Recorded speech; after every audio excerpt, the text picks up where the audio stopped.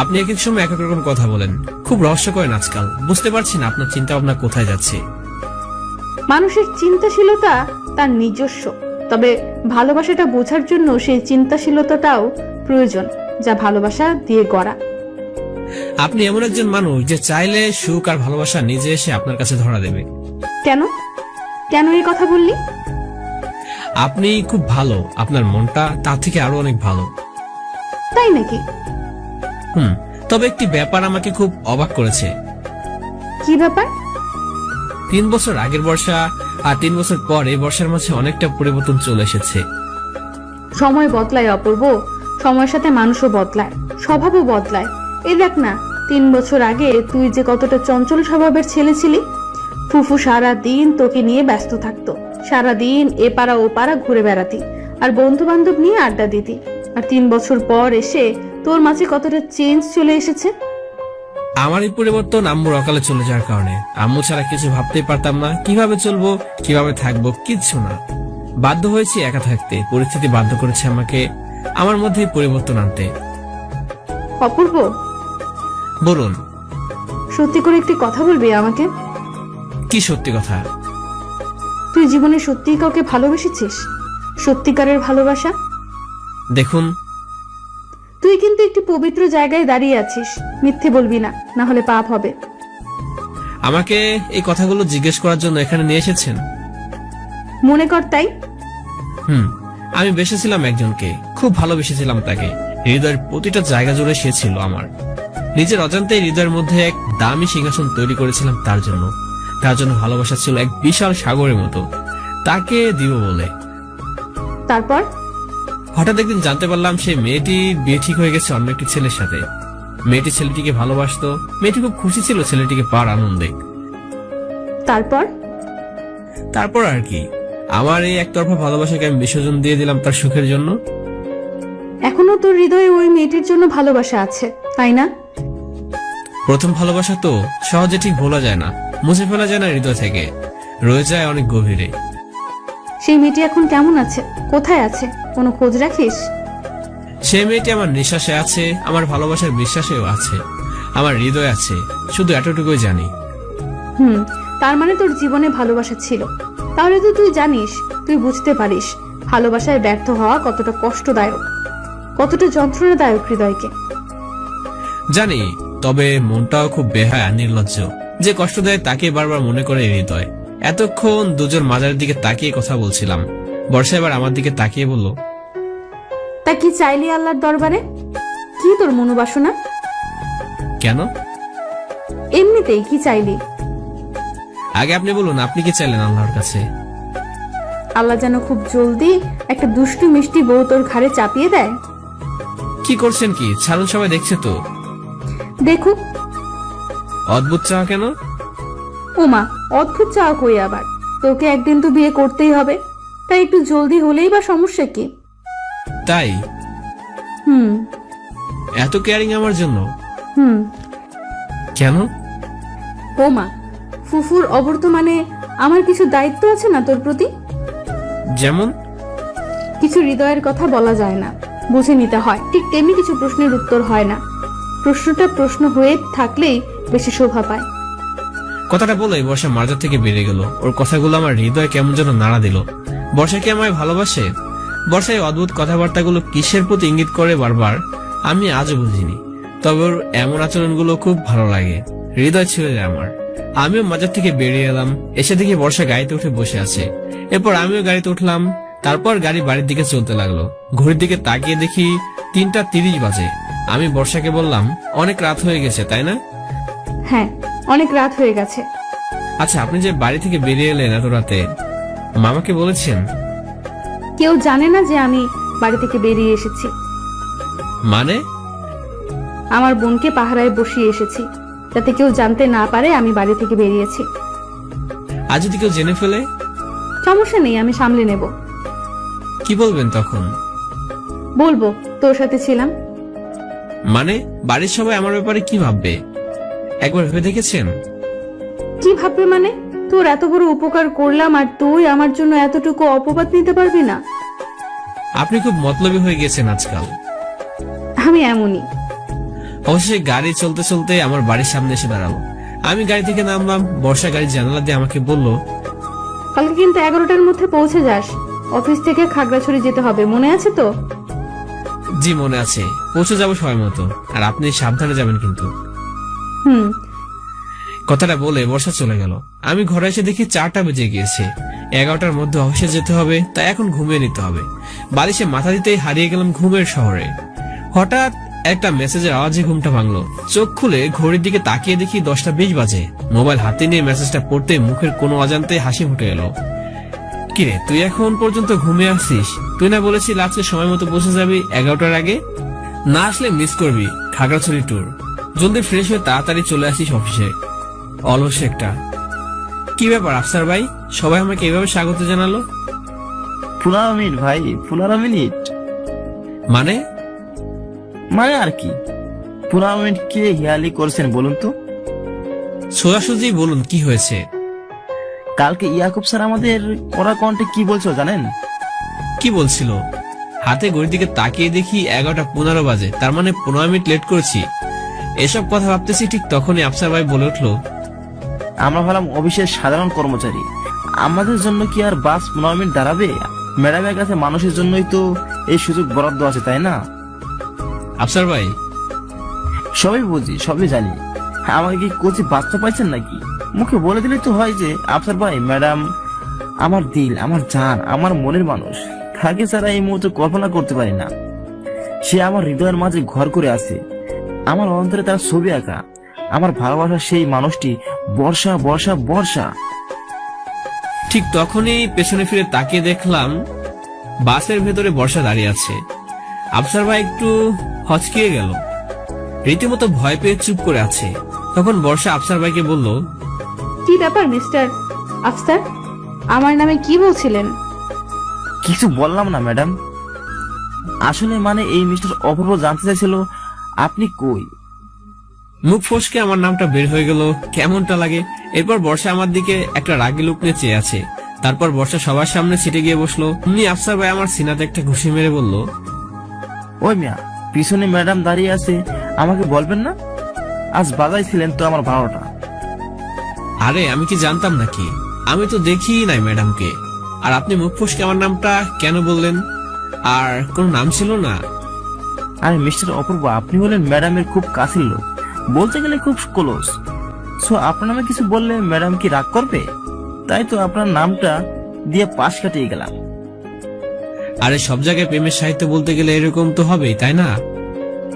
হৃদয় সাহিত্য ভরা প্রেমের গাথামালা, যেখানে ফুল আছে সেখানে কাটা তো থাকবেই। তবে হৃদয় কে? থাক থাক থাক, খাগড়াছড়ি গিয়ে আপনার সাহিত্য শোনা যাবে। এখন প্লিজ একটু বসুন। বসলাম, দেখা যাক খাগড়াছড়িতে আবার কোন মুভি দেখতে হয়। মানে বাংলা মুভি আর কি। আমি হাসতে লাগলাম ওনার কথা শুনে। ঠিক 11টা 20 বাস খাগড়াছড়ির উদ্দেশ্যে রওনা দিল। আমরা 38 জন কর্মচারী আর বর্ষা সহ মোট 39 জন ট্যুরে যাচ্ছি। বর্ষা সবার সামনে বসে আছে আর পিছনে কয়েকজন কর্মচারী হাততালি বাজে সবাই একতালে গান গাইছে। অবশ্য বর্ষার অনুমতি নিয়ে এসব হচ্ছে, অবশ্যই বজ বলে কথা। হঠাৎ পিয়ন এসে আমাকে বলল বর্ষা নাকি আমাকে ডাকছে।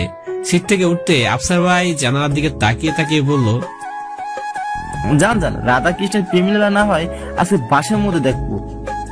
আমি ওনার কথায় কান্না দিয়ে একটু হেসে চলে গেলাম বর্ষার কাছে। গিয়েই ওর পাশের সিটে বসলাম। গিয়ে ওকে দেখে তো আমি প্রায় অবাক, এত সুন্দর লাগছে আজ বর্ষাকে। একদম ডানা কাটা পরীর মতো, ঠিক কল্পনার মতো সেজে এসেছে একটা মেয়ে। আফসার ভাই ঠেলাঠেলিতে তখন ভালো করে খেয়াল করিনি ওকে।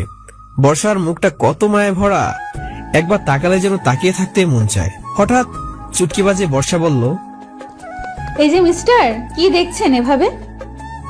না কিছু না। 15 মিনিট লেট। তোর জন্য আজকে 15 মিনিট লেট করতে হলো বাসটাকে।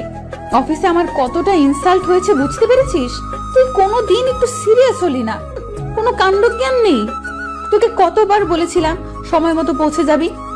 Sorry ma'am. দেখ, একদম মুখটা গোমড়া করে থাকবি না।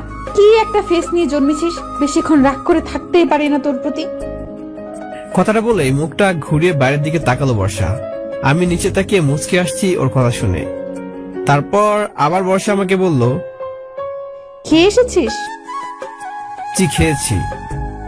মিথ্যে কথাটাও ভালো করে বলতে পারিস না। কখন আবার খেয়েছিস তুই? মিথ্যে বললাম কই? চুপ। তুই ঘুম থেকে উঠেছিস কয়টায়? আমি মেসেজ না পাঠালে তো তোর ঘুমই ভাঙতো না। আবার বলছে খেয়ে এসেছে। কথাটা বলে ব্যাগের ভিতর থেকে একটা টিফিন বের করে আমার হাতে ধরে দিয়ে বলল, নে খেয়ে নে। কি এটা? আমার কলিজা, খুলে দেখতে পারছিস না তুই? টিফিন খুলে দেখি আমার জন্য ভুনা খিচুড়ি রান্না করে এনেছে বর্ষা। আমি বর্ষাকে বললাম, কিন্তু খাবো কি দিয়ে? খুব জোরে আমার হাতে একটা চামচ ধরিয়ে দিল, যেন রাগে ওর শরীর জ্বলে যাচ্ছে। রাগলে মেয়েটাকে এত সুন্দর লাগে যে ওর সৌন্দর্যকে শতগুণ বাড়িয়ে দেয়।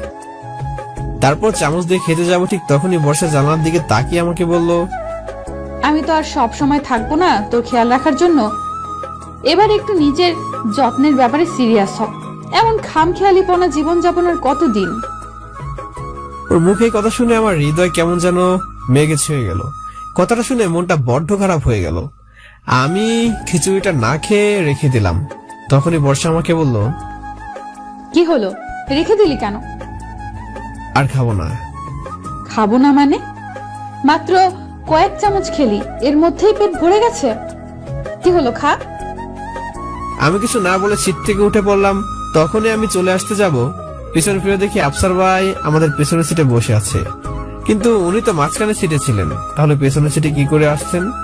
নিশ্চয়ই আমাদের কথা লুকিয়ে লুকিয়ে শুনছিল। আমি ওনাকে এড়িয়ে মাঝখানে সিটে এসে বসলাম। কিছুক্ষণ পর আফসার ভাই এসে আমার পাশে বসলো আর শুরু করে দিল ওনার বক বক। আরে সব বুঝি, এরকম হৃদয় বিদারক ঘটনা শুনলে কি পেটে ক্ষুধা থাকে? মুখে কি আর খাবার যায়? মানে? আরে ভাই, অপূর্ব এসব কথা মেয়েরা বলেই থাকে। মেয়েদের বুক ফাটে তবুও মুখ ফোটে না। এটা তো তোমার বুঝতে হবে, তাই না? এরকম মন খারাপ করে চলে? আপনি আড়ি পেতে আমাদের কথা শুনছিলেন? আমি আসলে তোমাদের ব্যাপারটা বুঝতে পারছিলাম না, তাই পিছনে গিয়ে তোমাদের কথাবার্তা শুনতে চাইছিলাম। সবই শুনলাম, বুঝলাম। একটা জিনিস বুঝতে পারলাম না, ম্যাডাম তোমাকে তুই তুই করে বলছিল কেন? ছোটবেলার বন্ধু তো নাকি হঠাৎ ভালোবেসে ফেলছে, তাই না? ওরকম কিছু না। আফসার ভাই জানলার দিকে মুখ ফিরিয়ে আবার তার সাহিত্য শুরু করে দিলেন। হৃদয় জ্বলছে তোমার ভালোবাসার দহনে, আমি জ্বলবো পড়বো, জ্বলে পড়ে ছাই হয়ে যাব। তাতে কোনো আপত্তি নেই, শুধু তোমার ভালোবাসা দিও। তাতে আমি শিখতে হব প্রেমের মায়াজাল। যেতে ইচ্ছে করছে না, কিন্তু যদি না যাই তাহলে তো সবাই ভাববে তানার সাথে আমার কোনো সম্পর্ক আছে। সেই কারণে আমি ওর কথা মানছি না। আবার গিয়ে বসলাম ওর পাশে। ও আমার গালে হাত দিয়ে বলল, কি হলো, রাগ করেছিস আমার কথায়? ওর এই কোমল স্পর্শ আর এই মিষ্টি কথায় আমার যেন সমস্ত রাগ অভিমান হাওয়ায় মিশে গেছে। তবু মুখটা মলিন করে বললাম, না ম্যাম, আমি রাগ করবো কেন? রাগ করিনি। তবে খাওয়া শেষ না করে উঠে গেলি কেন? এমনিতেই খেতে ইচ্ছে করছিল না। খেতে ইচ্ছে করছিল না নাকি রাগ করেছিস সবই জানি। নে এবার হা কর। আমি একদৃষ্টিতে ওর দিকে তাকিয়ে আছি। কি মায়া মায়া চোখগুলো তার। আমার চিন্তা চেতনায় ব্যাঘাত ঘটিয়ে বর্ষা বলল, কি হলো, তাকিয়ে আছিস কেন, হা কর। আমি হা করলাম। বর্ষা আমাকে খাইয়ে দিল। খাবার মুখে দিয়ে বলতে লাগলো, এই তো ভালো ছেলে, আর কথায় কথায় অভিমান করার স্বভাবটাও তোর এখনো গেল না। বর্ষা আরেক চামচ নিয়ে যে আমায় খাইয়ে দেবে, তখনই আফসার ভাই এসে এমন ভাবে ডাকাডাকি শুরু করলো যেন মহা পোলায় বেঁধে গিয়েছে। আফসার ভাই বলতে শুরু করলো, ম্যাডাম, ম্যাডাম। বর্ষা তো প্রায় ভয় পেয়ে গিয়েছে, চামচটা হাত থেকে পড়ে গেল। বর্ষা রাগী কণ্ঠে আফসার ভাইকে বলল, মিস্টার আফসার, আপনার কোনো কমন সেন্স নেই? এইভাবে কেউ ভয় দেখায়? সরি ম্যাম, আসলে কি? আসলে কি? না ম্যাম, আমি আসলে আপনাকে বলতে চেয়েছিলাম ভেরি নাইস জুটি। মানে কি বলতে চাইছেন আপনি? মানে আবার কি ম্যাডাম? ভেরি নাইস জুটি খুব মানিয়েছে আপনাদের। মিস্টার আফসার, ভনিতা না করে যা বলার সোজাসুজি বলুন। না আসলে ম্যাম, আমি বলতে চাইছি যে আপনার আর মিস্টার অপূর্ব জুটিটা খুব নাইস। আপনাদের দুজনকে ভালো মানিয়েছে। আমি তো কথাটা শুনে আসমান থেকে পড়লাম। আফসার ভাই কি পাগল হয়ে গেল নাকি? বর্ষা সব বুঝতে পেরে বলল, মিস্টার আফসার, অপূর্ব আমার ফুফুর ছেলে, আমার কাজিন, আন্ডারস্ট্যান্ড? ও মাই গড, মামাতো বোনের সাথে প্রেম? কি কি বললেন আপনি? না ম্যাম, ম্যাম আমি আসলে বলতে চেয়েছিলাম, মানে আমি মিস্টার আফসার, আপনি একটু আগে কি বললেন আবার বলুন। ম্যাম আমি সরি, আসলে আমার না আমার মামাতো বোনের সাথে প্রেম ছিল। আমি ভেবেছিলাম আপনাদেরও ঠিক তাই। আফসার ভাইয়ের কথা শুনে আমার জন্য লজ্জায় মাথা কেটে গেল। লোকটার মুখে কিছু আটকায় না, সব বিড়বিড় করে বলে দিচ্ছে। বর্ষা খুব রাগী কণ্ঠে মিস্টার আফসারকে বলে দিল, মিস্টার আফসার, আপনাকে যেন আর কোনো দিন এই সমস্ত আজে বাজে কথা বলতে না শুনি। যান নিজের সিটে গিয়ে বসুন। জি ম্যাম। আফসার ভাই সিটে গিয়ে বসে পড়ল। তখনই বর্ষা আমায় বলল, দেখেছিস লোকটা কি বলে গেল? দেখেছি। আপনি যেভাবে আমায় খাইয়ে দিচ্ছেন, মিস্টার আফসার এর থেকে বেশি আর কি ভাবতে পারে বলুন? শোন, কে কি বললো তাতে আমার কিচ্ছু যায় আসে না। আর তুই বেশি পাকা পাকা কথা বলিস না। নে হা কর। বর্ষা আমায় খাইয়ে দিচ্ছে। এভাবে বাসের মধ্যে সারাদিন ওর সাথে গল্প করতে করতে কাটিয়ে দিলাম। সন্ধ্যার পর ঠিক 6:20 খাগড়াছড়ি একটি বড় হোটেলে গিয়ে বাসটা থামলো। সবাই লম্বা জার্নির কারণে অনেকটা টায়ার্ড, এখন রেস্ট নিতে হবে। তাই যে যার হোটেল রুমে গিয়ে বিশ্রাম নিতে চলে গেল। তবে আমার রুমটা একদম বর্ষার রুমের সাথে পড়লো। বর্ষা আমার রুমের চাবি আমার হাতে দিয়ে বলল, সারাদিন অনেক ধকল গেছে, এবার গিয়ে একটু বিশ্রাম নে। আচ্ছা, আপনি ওকে একটু বিশ্রাম নিন। এরপর বর্ষা আর আমি যে যার রুমে চলে গেলাম। হঠাৎ করে বর্ষা নিজের রুমে চিৎকার করে উঠল। চিৎকারের শব্দ পেয়ে আমি দৌড়ে রুমে চলে গেলাম। রুমে যেতে ও আমাকে খুব শক্ত করে জড়িয়ে ধরলো। ওর এমন কাণ্ড দেখে আমি যেন আকাশ থেকে পড়লাম। এই প্রথম বর্ষা আমায় এত কাছ থেকে স্পর্শ করলো, আমি যেন স্বপ্নের মধ্যে আছি। খুব ইচ্ছে করছিল 2 হাত দিয়ে আমি ওকে শক্ত করে জড়িয়ে ধরি। ওর কপালে একটি ভালোবাসার স্পর্শ এঁকে দিয়ে বলি, আমি তোমায় ভালোবাসি বর্ষা, খুব বেশি ভালোবাসি। আমি আমার স্বপ্নের মধ্যে ডুবে আছি, আর ও আমাকে আরো শক্ত করে জড়িয়ে ধরে আছে। এবার আমার খুব লজ্জা করছিল। স্বপ্নের ঘর থেকে বের হয়ে বললাম, আরে কি করছেন, কি ছাড়ুন, কি হচ্ছে এসব? কি হচ্ছে কি এসব? আপনি আমাকে জড়িয়ে ধরলেন কেন? কেন, তোকে কি জড়িয়ে ধরার অধিকারটুকু আমার নেই? এসব বাজে বাজে কথা রাখুন তো। আগে বলুন, এভাবে চিৎকার করে উঠলেন কেন? বাথরুমে এই তেলাপোকাটা আমার দিকে দ্যাপ দ্যাপ করে তাকিয়েছিল। মানে আপনি চিৎকার করেছেন তেলাপোকা দেখে? আমার দিকে কিভাবে তাকিয়েছিল জানিস? বর্ষার মুখে কথাটা শুনে আমি একটা অট্টহাসি দিয়ে হাসতে লাগলাম। আমার জন্য হাসি থামছিলই না। আমার হাসি দেখে বর্ষা বলল, এত হাসছিস কেন? হাসবো না তো কি করব? আপনি যেভাবে চিৎকার করেছেন আমি তো ভেবেছিলাম। কি ভেবেছিলি? বাদ দিন, তা তেলাপোকার মনে হয় আপনাকে খুব পছন্দ হয়েছে, তাই ওভাবে হয়তো তাকিয়ে। এই চুপ! একটা পোকা থেকে কেউ এভাবে চিৎকার করে? তুই জানিস না তেলাপোকাকে আমি কত ভয় পাই। এতগুলো টাকা দিলাম হোটেল ম্যানেজারকে, আর সে কিনা আমাকে এই 3rd ক্লাস রুম দিল। 3rd ক্লাস রুম কোথায়? রুমটা তো ভালোই, খুব সুন্দর। 3rd ক্লাস নয় তো কি? কতগুলো তেলাপোকা ঘরের ভেতরে। আমি এক্ষুনি গিয়ে হোটেলের ম্যানেজারকে এতগুলো কথা শুনিয়ে আসবো। এই কথা বলে চলতে লাগলো, আর অমনি আমি ওর হাতটা ধরে টান দিয়ে নিজের কাছে নিয়ে এলাম। ওর আর আমার মধ্যে মাত্র 4 আঙ্গুলের ফারাক। ও আমার এতটাই কাছে যে ওর নিঃশ্বাসটা আমার গলায় এসে পড়েছে। এর আগে কখনো এত কাছ থেকে দেখিনি। আমি যেন ওর নেশা আসক্ত হয়ে গিয়েছিলাম। ও আমার চোখের দিকে তাকিয়ে আছে, ওর চোখ যেন কিছু বলছে আমায়। এই মায়া ভরা চোখগুলি। তারপর নিজেকে সামলে বর্ষাকে বললাম, সব ঘরে তো তেলাপোকা থাকে, এতে এত রাগ করার কি আছে? আমি যে ঘরে থাকবো সে ঘরে কোনো তেলাপোকা থাকতে পারবে না। কেন? তেলাপোকা কি আপনার আদেশ মেনে চলবে নাকি? অবশ্যই, আমার ঘর আমার মর্জি। সবসময় কি আপনার মর্জির মতোই সবকিছু হবে? একদম ঠিক বলছিস। এমন কেউ যদি আপনার জীবনে আসে যে আপনার মর্জির মতো কিছুই করবে না, তখন কি করবেন? তখন ওকে মেরে একেবারে খাটের সাথে বেঁধে রাখবো। বরকে পিটাবেন? ও মা, কথা না শুনলে পিটাবো না? আর ভালোবাসবেন না? আদর করবেন না? ওকে এত বেশি আদর করব যে অন্য মেয়ের দিকে ফিরেও তাকাবে না। তাই? একদম। আমি বর্ষার হাতটা তখন থেকেই ধরে আছি। ওর কোনো হদিস নেই, শুধু চেয়ে আছে দুজন দুজনের দিকে। হঠাৎ দরজায় কেউ কড়া নাড়লো। আমরা দুজন চমকে গিয়ে দুজন দুজনকে ছেড়ে দেই। Yes, coming. ম্যাম কিছু লাগবে? না, কিছু লাগবে না, তুমি এখন যেতে পারো। ওয়েটার চলে গেল।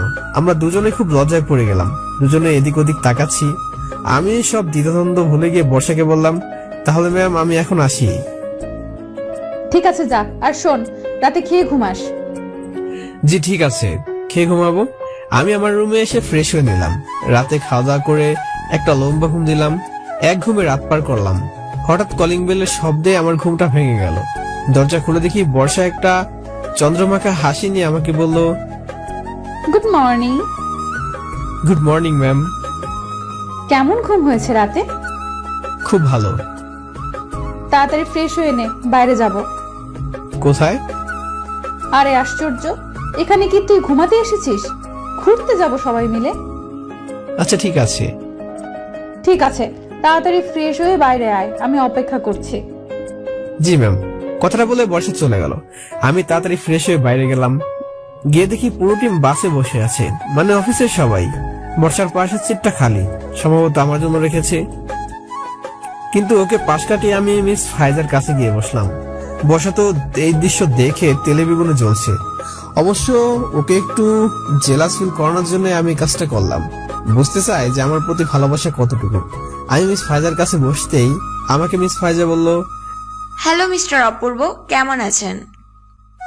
জি ভালো, আপনি কেমন আছেন? আমি পরিষ্কার ভালো, তবে আপনাদের বিষয়টা একটু ঘোলাটে লাগছে। মানে? অফিসের সবাই তো একটা বিষয় নিয়ে খুব চর্চা করছে। কোন বিষয় বলুন তো? ম্যাডাম আর আপনার বিষয়টা। ম্যাডাম আর আপনার এতটা ঘনিষ্ঠতা সবার মনে কিছু না কিছু প্রশ্ন তৈরি করছে। সবার মনেরটা বাদ দিন, আপনার মনে কি প্রশ্ন সেটা বলুন। সেটা তো আপনি বলবেন। যেমন? ভালোবাসেন আমাদের ম্যাডামকে? একটু লজ্জা পেলাম কথাটা শুনে, তবুও লজ্জা মাখা মুখ নিয়ে মিস ফাইজাকে বললাম, হৃদয়কে প্রশ্ন করতে হবে। কেন? আপনার হৃদয় আর আপনি কি আলাদা? আলাদা নয়, তবে যাই বলি আর যাই করি আগে মনটাকে প্রশ্ন করি, তারপর সবকিছু। আপনার রসিক স্বভাবটা আমার পছন্দ হয়েছে। তাই নাকি? একদম। শুনলাম আফসার ভাই নাকি আপনাকে পছন্দ করে। মানে আফসার ভাই আজকাল আপনার দিকে একটু বেশি তাকাচ্ছে মনে হয়। কথাটা শুনে মিস ফাইজা একটু লজ্জাবোধ করলো। বুঝতে পারছি তারও কিছুটা দুর্বলতা আছে আফসার ভাইয়ের প্রতি। যাই হোক, আমি আর মিস ফাইজা পেছনে বসে হাসি ঠাট্টা করছি, আর বর্ষা কিছুক্ষণ পর পর আমাদের দিকে দেখছে। তবে আমাদের এই পুরো বিষয়টা লক্ষ্য করলেন আফসার ভাই। তিনি প্রথম থেকে আমাদের দিকে নজর রেখে চলেছে। হঠাৎ পিয়ন এসে বললো বর্ষা নাকি আমায় ডাকছে। আমি মিস ফাইজার কাছ থেকে উঠে গিয়ে বর্ষার পাশের সিটে গিয়ে বসলাম। সিটে বসতে বর্ষা আমাকে বললো, কিসের এত কথা তোর মিস ফাইজার সাথে? কই কিসের কথা? তাহলে এত হাসি ঠাট্টা কেন তোদের মাঝে? তোকে না বলেছি ওই মেয়েটার কাছ থেকে দূরে দূরে থাকবি? এই বলছিলাম কেমন আছেন, কি করছেন এসব। আমাকে কিন্তু টুপি পরাতে আসবি না। আমি কোনো কচি খুকি না, বুঝলি? সব বুঝি। কি বুঝবেন আপনি? শুধু তুই বুঝলি না। কিন্তু আমিও রবিমানটা ভাঙাতে গেলাম না। পাবলিক প্লেসে ওর সাথে এমনটা ঘনিষ্ঠ হওয়া বোধহয় ঠিক হবে না। আমি আর কথা না বাইরে চুপ হয়ে গেলাম। সারা পথ একটা কথা বলেনি। বাসটা হঠাৎ কোথাও থামলো। বাহ, খুব সুন্দর একটা জায়গা, চারদিকে পাহাড়, জঙ্গল, সবুজে সমারোহ। একটি মিষ্টি সকালে এরকম দৃশ্য দেখতে খুবই আনন্দের। সবাই বাস থেকে নেমে হাঁটতে লাগলাম। পাহাড়ের গা কেটে মাটি সিঁড়ি বানানো হয়েছে, সেই সিঁড়ি দিয়ে উপরে উঠতে লাগলাম। বর্ষা ঠিক আমার সাথে গোমরা মুখ করে থাকবে, কথাও বলবে না, কিন্তু আমার থেকে অন্য কোথাও যাবেও না। আর বাকিরা সব আগে থেকে পেছন করে চলেছে। সিঁড়ি দিয়ে উপরে উঠতে উঠতে খুব সুন্দর খোলামেলা একটা জায়গা গিয়ে দাঁড়ালাম আমরা। সেখানে আছে বাঁশের বেড়া দিয়ে কারু কাজ করা খুব সুন্দর একটি রেস্টুরেন্ট। সেই রেস্টুরেন্টের মাঠে একটা বড় চাদর বিছানো হলো। সেই চাদরে আমাদের সবাইকে গোল করে বসতে বলা হলো। আমরা বসলাম। বর্ষা ঘুরে ফিরে সে আমার পাশেই বসলো। সবাই আমার দিকে তাকিয়ে আছে এবং নিজেদের মধ্যে কি যেন বলছে। অবশ্য আমার বুঝতে বাকি নেই সবার মাঝে কি নিয়ে আলোচনা হচ্ছে। ইয়াকুব স্যার আমাদের সবার জন্য নাস্তার ব্যবস্থা করতে গেলেন। এর মাঝে আফসার ভাই বলে উঠলো, আচ্ছা, আমরা কি এভাবে বসে থাকবো চুপ করে? কোনো বিনোদন, গান বাজনা, কবিতা, সাহিত্য এমন কিছু হয়ে যাক। মিস্টার আফসার, তাহলে পরিচালনার দায়িত্বটা আপনিই নিন। আমি? হ্যাঁ, আপনি পরিচালনা করুন। ম্যাডাম আদর্শ শিরোধার্য। তবে আমার একটি কথা আছে। কি কথা? পরিচালনার দায়িত্বটা যখন আপনি পেয়েছেন, তাহলে শুরুটাও আপনাকেই করতে হবে। যেমন? কিছু একটা দিয়ে শুরু করুন, যাতে আপনারটা দেখে আরেকজন শুরু করতে পারে। তাহলে ঠিক আছে, সাহিত্য দিয়ে আজকে জলসা শুরু করলাম। বিসমিল্লাহির রহমানির রহিম। এবার আফসার ভাই তার জনপ্রিয় সাহিত্য শুরু করে দিল। হৃদয় ক্ষত বিক্ষত করেছো তুমি তোমার ওই প্রেমে মাখা তীরে। তুমি জানো না তুমি জ্যোৎস্না, তোমাকে ভালোবাসার জন্য আমি কতটা ব্যাকুল আগ্রহে অপেক্ষা করছি। হৃদয়কে কষ্ট দিয়েছো তুমি অজ্ঞতার বেড়া জালে বন্দী হয়ে। তোমাকে মুক্ত করতে আমার এই ভালোবাসার জন্ম, তোমাকে ভালোবাসতে আমার এই প্রেমের উৎপত্তি। তোমাকে পাবো বলে তীব্র বাসনা জেগে উঠেছে হৃদয়ে। তোমাকে হারানোর বেদনা আমাকে ঘুরতে দেয় না। রাতে হৃদয়ের যন্ত্রণা তুমি বুঝবে একদিন, সেই প্রত্যাশায় আমার কষ্ট ভোগ করার কারণ। হে প্রিয়তমা, আমি তোমাকে ভালোবেসে আজ আমি বিনা রোগে রোগী হয়ে আছি। তোমাকে ভালোবেসে আমি হাবুডুবু খাচ্ছি কষ্টের সাগরে। হতাশা আমাকে স্পর্শ করতে পারেনি তোমার ওই চাঁদ মাখা মুখের হাসি দেখি বলে। কষ্ট আমার ছুতে পায়নি তোমার দিগল কাজল মাখা চোখ রেখেছি বলে। আমি ভুলে গিয়েছি সব যন্ত্রণা তোমাকে পাওয়ার আনন্দে। আত্মহারা হয়ে গেছি তোমার ভালোবাসায়। হৃদয় প্রশান্তি দেওয়ার মতো এমন একটি কথা বলে দাও তুমি আমায়, যা শ্রুতি মধুর হয়ে আমার কানে বাজবে সারাক্ষণ। কষ্ট, যন্ত্রণা, দুঃখ, বেদনা সে তো মরিচিকার মতো উড়ে যাবে তোমার ভালোবাসার একটু স্পর্শ পেলে। তাহলে আর দেরি কেন? সেই স্পর্শ আমায় দাও হে প্রিয়তমা। আমি তোমার সেই পবিত্র ছোঁয়া পেতে অধীর আগ্রহে অপেক্ষা করব আদি অনন্ত অনেকদিনকাল পর্যন্ত। শেষ করতেই সবাই হাততালি বাজিয়ে আফসার ভাইয়ের সাহিত্যকে বরণ করে নিল।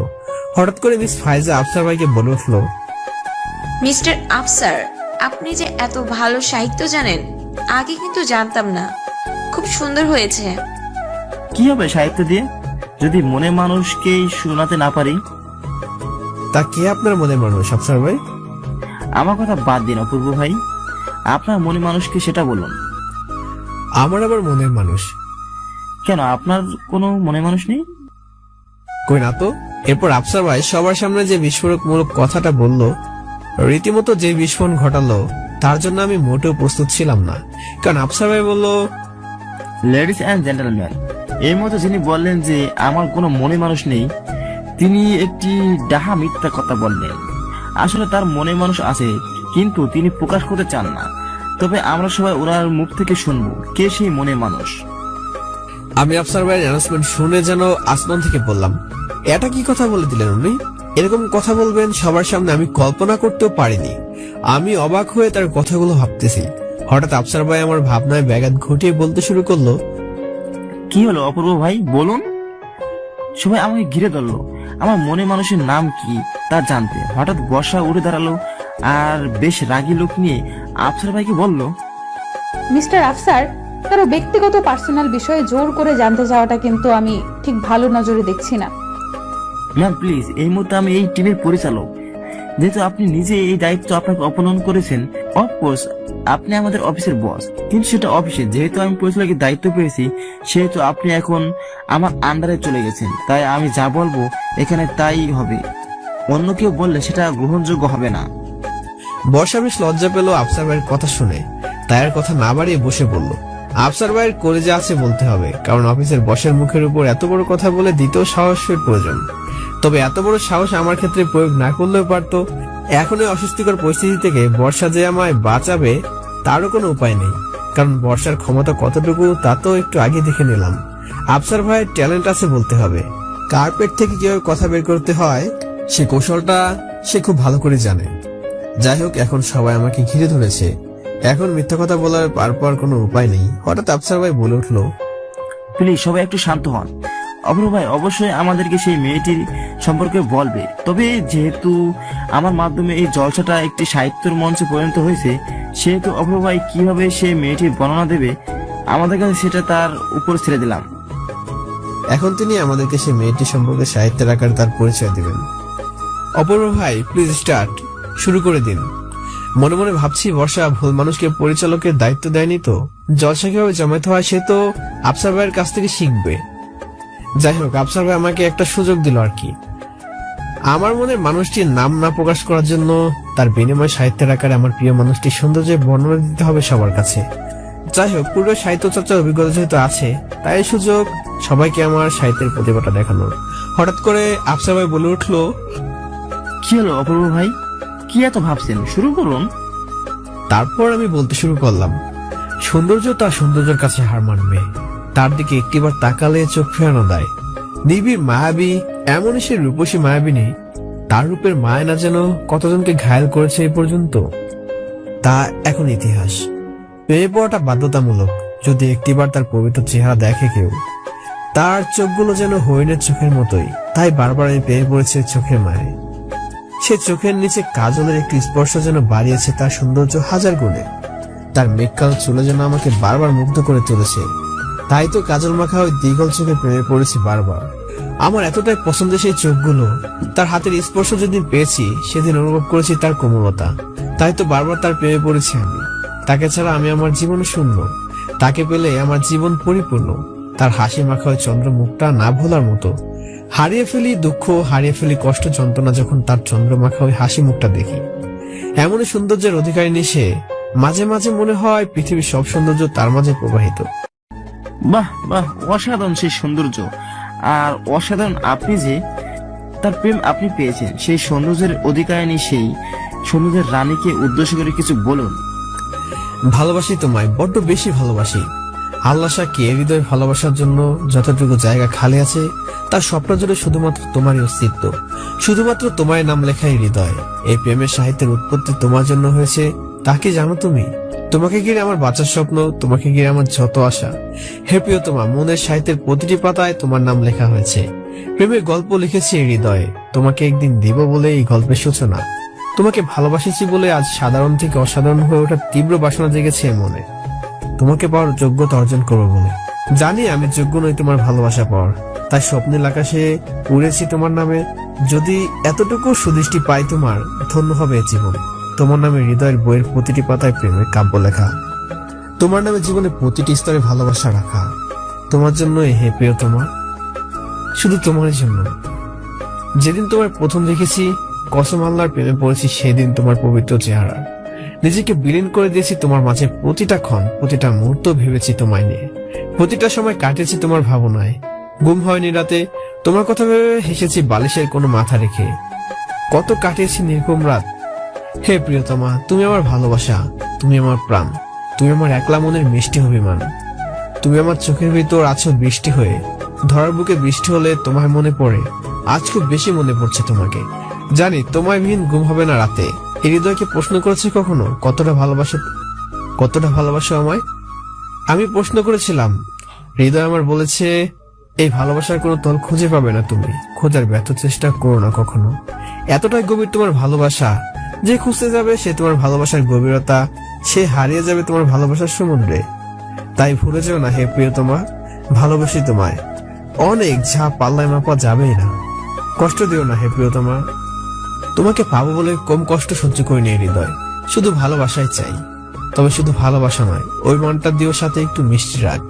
আমাদের প্রেমের অপূর্ণতা পাবে তোমার ছোট্ট ছোট্ট অভিমান ভরা আচরণগুলো। ছোট্ট একটি ঘর বানিয়ে এই হৃদয় রেখেছি তোমাকে খুব সুরক্ষিত জায়গায়। সেখানে শুধু আমার আনাগোনা, আর কাউকে প্রবেশ করতে দেব না। আমার হৃদয়ের উপর শুধু তোমারই আধিপত্য, তাই রাখবো না সেই হৃদয় যেখানে তোমার চিহ্ন মাত্র নেই। বিসর্জন দেব সেই হৃদয়কে, ভালোবাসার সমুদ্রে ভাসিয়ে দিব তাকে। হে প্রিয়তমা, বাঁচবো না তোমায় ছাড়া। তুমি প্রাণ ভোমরা হয়ে এই হৃদয় আছো, তাই চলে যেও না এই হৃদয় ছেড়ে। কথা দিচ্ছি এতটাই ভালোবাসবো যা ভাবতেই পারবে না। কেউ আমার মতো তোমায় ভালোবাসতেও পারবে না কোনো দিনও। হে অপরিচিতা, আজ তুমি আপনের চেয়েও আপন। তুমি মিশে রয়েছে আমার জীবনের প্রতিটি অনুভূতির মাঝে। আমার আবেগ তোমাকে ঘিরে, ভালোবাসার দেয়াল তৈরি করেছি তোমার আমার মাঝে। সে দেয়ালে শুধু তোমার নাম লেখা। তোমাকে ঘিরে আমার আঁকা স্বপ্নগুলি মলিন করে দিও না হে প্রিয়সী। এই হৃদয়কে আঘাত করার আগে এই হৃদয় রাখা তোমার জন্য অপরন্ত ভালোবাসার দিকে একটু নজর দিও। আমার বিশ্বাস তুমি আমারই হবে তখন। বড্ড বেশি ভালোবাসি তোমায়। আর মিস্টার আফসার, আপনি হা করে কি দেখছেন? এত সুন্দর সাহিত্য করলেন মিস্টার অপূর্ব, কিছু তো একটা বলুন। আরে মিস ফায়জা, মিস্টার অপূর্ব এর কাছে আমি প্রাইমারি ছাত্র হয়ে গেলাম। এত সুন্দর সাহিত্য, সত্যি আপনি মহান, জাস্ট অ্যামেজিং, বিউটিফুল, যা আপনার ভাষায় প্রকাশ করার মতো না। আরে থামুন থামুন, বুঝতে পেরেছি আপনি সত্যি মুগ্ধ হয়েছেন ওনার সাহিত্যে। মুগ্ধ মানে? ডিসিশন তো ফাইনাল। আজ থেকে প্রতিদিন ওনার কাছে সাহিত্য ক্লাস নেব। যদি আমার ভাগ্য সেরকম কেউ জুটে, মিস্টার অপূর্বের শেখানো সাহিত্য শুনে। আফসার ভাইয়ের কথা শুনে সবাই হেসে দিল। তখনই আফসার ভাই বলে উঠলো, সাইলেন্স প্লিজ। এখন আমাদের রেসপেক্টেবল ম্যাম বলবেন যে মিস্টার অপূর্বের এত সুন্দর প্রেম ভরা মধু ভরা সাহিত্য কেমন লেগেছে। ম্যাম প্লিজ বলুন। বর্ষা আমার দিকে তাকিয়ে এক কথা বলে দিল, যার মনে এত ভালোবাসা থাকে তার প্রিয়জনের জন্য, সে অবশ্য একদিন তার প্রিয় মানুষটিকে পাবে, আমার বিশ্বাস। ইনশাল্লাহ, আমার বিশ্বাস মিস্টার অপূর্ব যদি আমাকে তার প্রেমে ভরা সাহিত্য শিখিয়ে দেন, তাহলে আমিও একদিন আমার মনে মানুষ পাবো। কি মিস ফায়দা ভুল বললাম? মিস ফাইজা তো লজ্জায় লাল হয়ে গিয়েছে। আফসার ভাই আবার মিস ফাইজাকে বলে উঠলো, তা মিস ফায়দা আপনি বলুন কেমন হয়েছে? প্রশংসা করে মিস্টার অপূর্ব ছোট করব না, যতই প্রশংসা করি না কেন ততই কম হবে। শুধু এতটুকু বলবো, হৃদয় যদি পবিত্র প্রেম না থাকে তাহলে এরকম সাহিত্য বলা দুষ্কর। ভাগ্যবান সেই মেয়ে যে মিস্টার অপূর্বের নজর কাটতে পেরেছে। একে একে সবাই আমার সাহিত্যের ভালো প্রশংসা করলো, কমপ্লিমেন্ট দিল। প্রশংসার বাক্যে আমি তো প্রায় পঞ্চমুখ। এরই মাঝে ইয়াকুব স্যার আমাদের জন্য নাস্তা নিয়ে এসেছে। সবার হাতে হাতে নাস্তা দেওয়া হচ্ছে। নাস্তাকে আমরা আবার হাঁটতে শুরু করলাম। এবার আর সবাই একসঙ্গে নয়, বিচ্ছিন্নভাবে সবাই আলাদা আলাদা ভাবে হাঁটছে পাহাড়ের গলিতে গলিতে। আমার কাছে মনে হচ্ছে এই মুহূর্তটা আমার জন্য খুবই রোমান্টিক অনুকূলে। বর্ষাকে আমার মনের কথা বলার সঠিক সময়। বর্ষা দূরে একা একা দাঁড়িয়ে আছে। মনে সাহস করে আমি ওর কাছে গিয়ে দাঁড়ালাম। সেখানে যেতে বর্ষা আমাকে বলল, এত সুন্দর সাহিত্য জানিস? আগে জানতাম না তো। আপনি কি এখন জানালেন নাকি?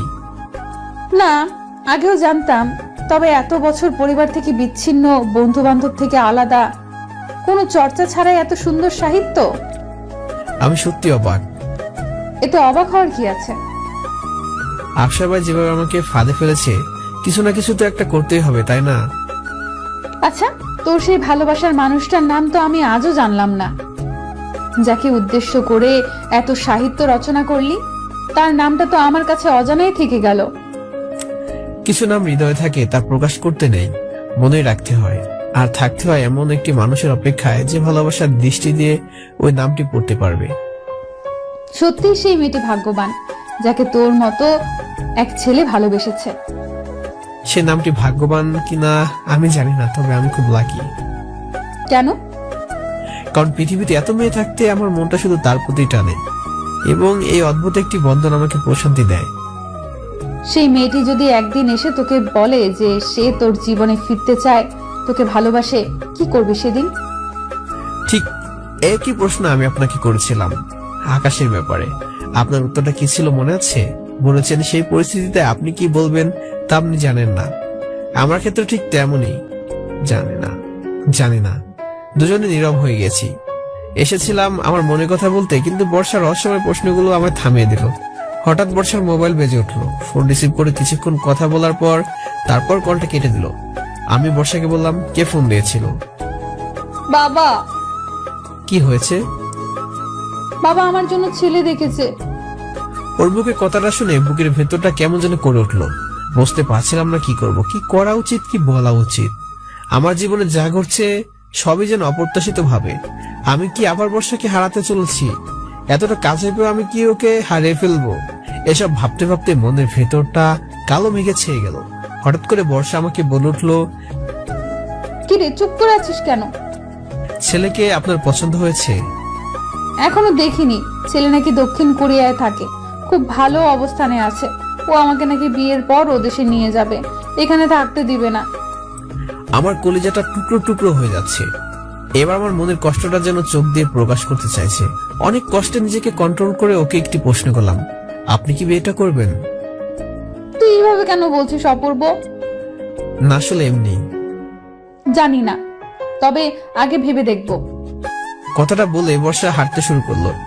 বিয়ের ব্যাপারে একেবারে অসম্মতি প্রকাশ করেনি, আবার সম্মতিও প্রকাশ করেনি। সবকিছুই ঘোলাটে লাগছে। আচ্ছা, ও কি আমার মনের কথা বুঝতে পারে? ও কি অনুভব করতে পারে তার প্রতি আমার ভালোবাসা? বর্ষাকে হারিয়ে ফেলেছি ভেবে এতটা দূরে ছিলাম অভিমানের কারণে। কিন্তু আবার যখন ওকে ফিরে পেলাম, পেয়েও কি আবার আমাকে হারানোর যন্ত্রণা পেতে হবে? দুঃখ হৃদয় ভরা নিয়ে একটা দীর্ঘশ্বাস ফেললাম। কষ্টগুলো যেন ভেতরে আটকে থাকে। খাঁচার পাখির মতো হঠাৎ বর্ষা আমাকে ওর কাছে ডাক দিল। আমি ওর কাছে গিয়ে বললাম, কি হলো, ডাকছেন কেন? ডাকছেন কেন মানে? আর ওখানে দাঁড়িয়ে কি এত ভাবছিস শুনি? চল আমার সাথে চল। কোথায়? আয় না, এত প্রশ্ন করছিস কেন? কিন্তু আফসার ভাই সব বাকিরা যে এখানে। থাকুক ওরা এখানে, তুই আমার সাথে চল। আরে কোথায় যাব সেটা বলবেন তো। এবার খুব রাগি লোক নিয়ে আমার দিকে তাকালো আর বলতে লাগলো, তুই আমার সাথে যাবি? আমি ওর রাগ দেখে কথা বাড়ালাম না, সোজা ওর সাথে প্রাইভেট কারে উঠে পড়লাম। বর্ষা গাড়িতে উঠে বিড়বিড় করে আমায় বলছে, তুই সব সময় বেশি কথা বলিস, একটু কম কথা বলতে পারিস না? এত প্রশ্ন কেন তোর মনে? সব সময় এত প্রশ্ন করিস কেন শুনি? কি করব বলেন, আমার দেখাশোনা করার মতো কেউ নেই। আমার যদি কিছু হয়ে যায় তখন? মানে আমি তোর দেখাশোনা করি না? করেন তো, কিন্তু ওই যে সেদিন বাসে বললেন না আপনি সবসময় থাকবেন না, চলে যাবেন, নিজের খেয়াল নিজে রাখতে। এসব কথা বলে আমাকে কষ্ট দিতে তোর খুব ভালো লাগে তাই না? আনন্দ পাস এসব কথা বলে? কথাটা শুনে ওর দিকে তাকালাম, তাকিয়ে দেখি ওর চোখে পানি, চোখের পানি বের হয়ে পড়ছে। আমি ওকে কান্না করতে দেখে বললাম, আপনি কাঁদছেন কেন? তুই তো এটাই চাস যে আমি কাঁদি, তাই না? কথাটা বলে বাইরের দিকে মুখ ফিরিয়ে নিল। ওর এই অভিমান ভরা আচরণগুলো আমাকে বারবার ঘায়েল করেছে, বাধ্য করেছে প্রেমে পড়তে। তাই তো মেয়েটাকে এত ভালোবাসি, এতটাই ভালো লেগেছে আমার। আমি খুব সাহস করে আমার হাতটা বাড়িয়ে দিলাম ওর গালে, মুখটা আমার দিকে ফিরিয়ে আনলাম, হাতের বৃদ্ধাঙ্গুল দিয়ে চোখের পানিগুলো মুছে দিলাম আর বলতে লাগলাম, প্লিজ কাঁদবেন না, আমার খুব খারাপ লাগছে আপনাকে কাঁদতে দেখলে। আমি কাঁদলে তোর কি? আমি কষ্ট পেলেই বা তোর কি? প্লিজ এসব বলবেন না, আমার খুব খারাপ লাগে, খুব কষ্ট হয় আপনাকে কাঁদতে দেখলে। কেন? তোর কষ্ট পাওয়ার কি আছে? আমি একটা দীর্ঘশ্বাস ফেলে বললাম, সেটা যদি বুঝতেন তাহলে আর চোখের পানিগুলো অন্যভাবে মুছে দিতাম। মানে কিছু বুঝলাম না। বাদ দিন, কোথায় যাচ্ছি আমরা? এই তো এসে পড়েছি। হঠাৎ গাড়িটা থামলো। গাড়ি থেকে নেমে বর্ষা আমাকে বলল, এবার গাড়ি থেকে নেমে আয়। গাড়ি থেকে নেমে দেখি খুব সুন্দর একটা জায়গায় নিয়ে এসেছে। পাহাড়ের গা বেয়ে ঝর্ণা পড়ছে, ঝর্ণার শব্দ যেন চারদিকে আলাদা একটা পরিবেশ তৈরি করেছে। সত্যি অসাধারণ, খুব মনোমুগ্ধকর পরিবেশ। হৃদয়টা জুড়ে গেল এখানে এসে। হঠাৎ করে বর্ষা আমাকে বলে উঠলো, সুন্দর জায়গা না? হ্যাঁ খুব সুন্দর। আচ্ছা অপূর্ব, তুই ঝর্ণায় কোনোদিন গোসল করেছিস? না, কোনোদিন হয়ে ওঠেনি। চল আজকে ঝর্ণায় গোসল করি দুজনে। আমি মানে? এ কি, তোর চোখগুলো এত বড় বড় হয়ে গেছে কেন? কথা শুনে? আপনি কি এখানে গোসল করতে চাইছেন? হ্যাঁ সেটাই তো বললাম। মানে আপনি এই পাবলিক প্লেসে খোলা পরিবেশে গোসল করবেন? আশ্চর্য, তাতে কি হয়েছে? দেখছিস না কত মানুষ এখানে গোসল করছে? সেটাই তো প্রবলেম, এখানে কত মানুষ দেখেছেন আর আপনি গোসল করবেন? ওরা আপনার দিকে তাকিয়ে তাকিয়ে দেখবে। না না না, আর আপনার এখানে গোসল করার প্রয়োজন নেই। কি সব যাতা বলছিস? দেখছিস না এখানে কত মেয়েরা গোসল করছে? সবাই কি তাকিয়ে আছে নাকি ওদের দিকে? আশ্চর্য তো, সব মেয়ের আপনি কি এক হলেন নাকি? অপূর্ব, তুই ঠিক আগের মতোই সেকালে রয়ে গেলি, একটুও চেঞ্জ হলি না। নিজের চিন্তা ভাবনাটাকে একটু পরিবর্তন কর, বুঝলি? দেখুন, আমার চিন্তা ভাবনা যেমন তেমনই থাক, পরিবর্তন করার কোনো প্রয়োজন নেই। আপনি শুধু এখানে গোসল করবেন না, ব্যাস। হ্যাঁ, এত সুন্দর জায়গায় এসে গোসল না করলে খুব মিস করব। আরে হোটেলে কি গোসল করার জায়গার অভাব আছে নাকি যে আপনি এখানে গোসল করবেন? অপূর্ব, তোর না বুদ্ধি শুদ্ধি লোপ পেয়েছে।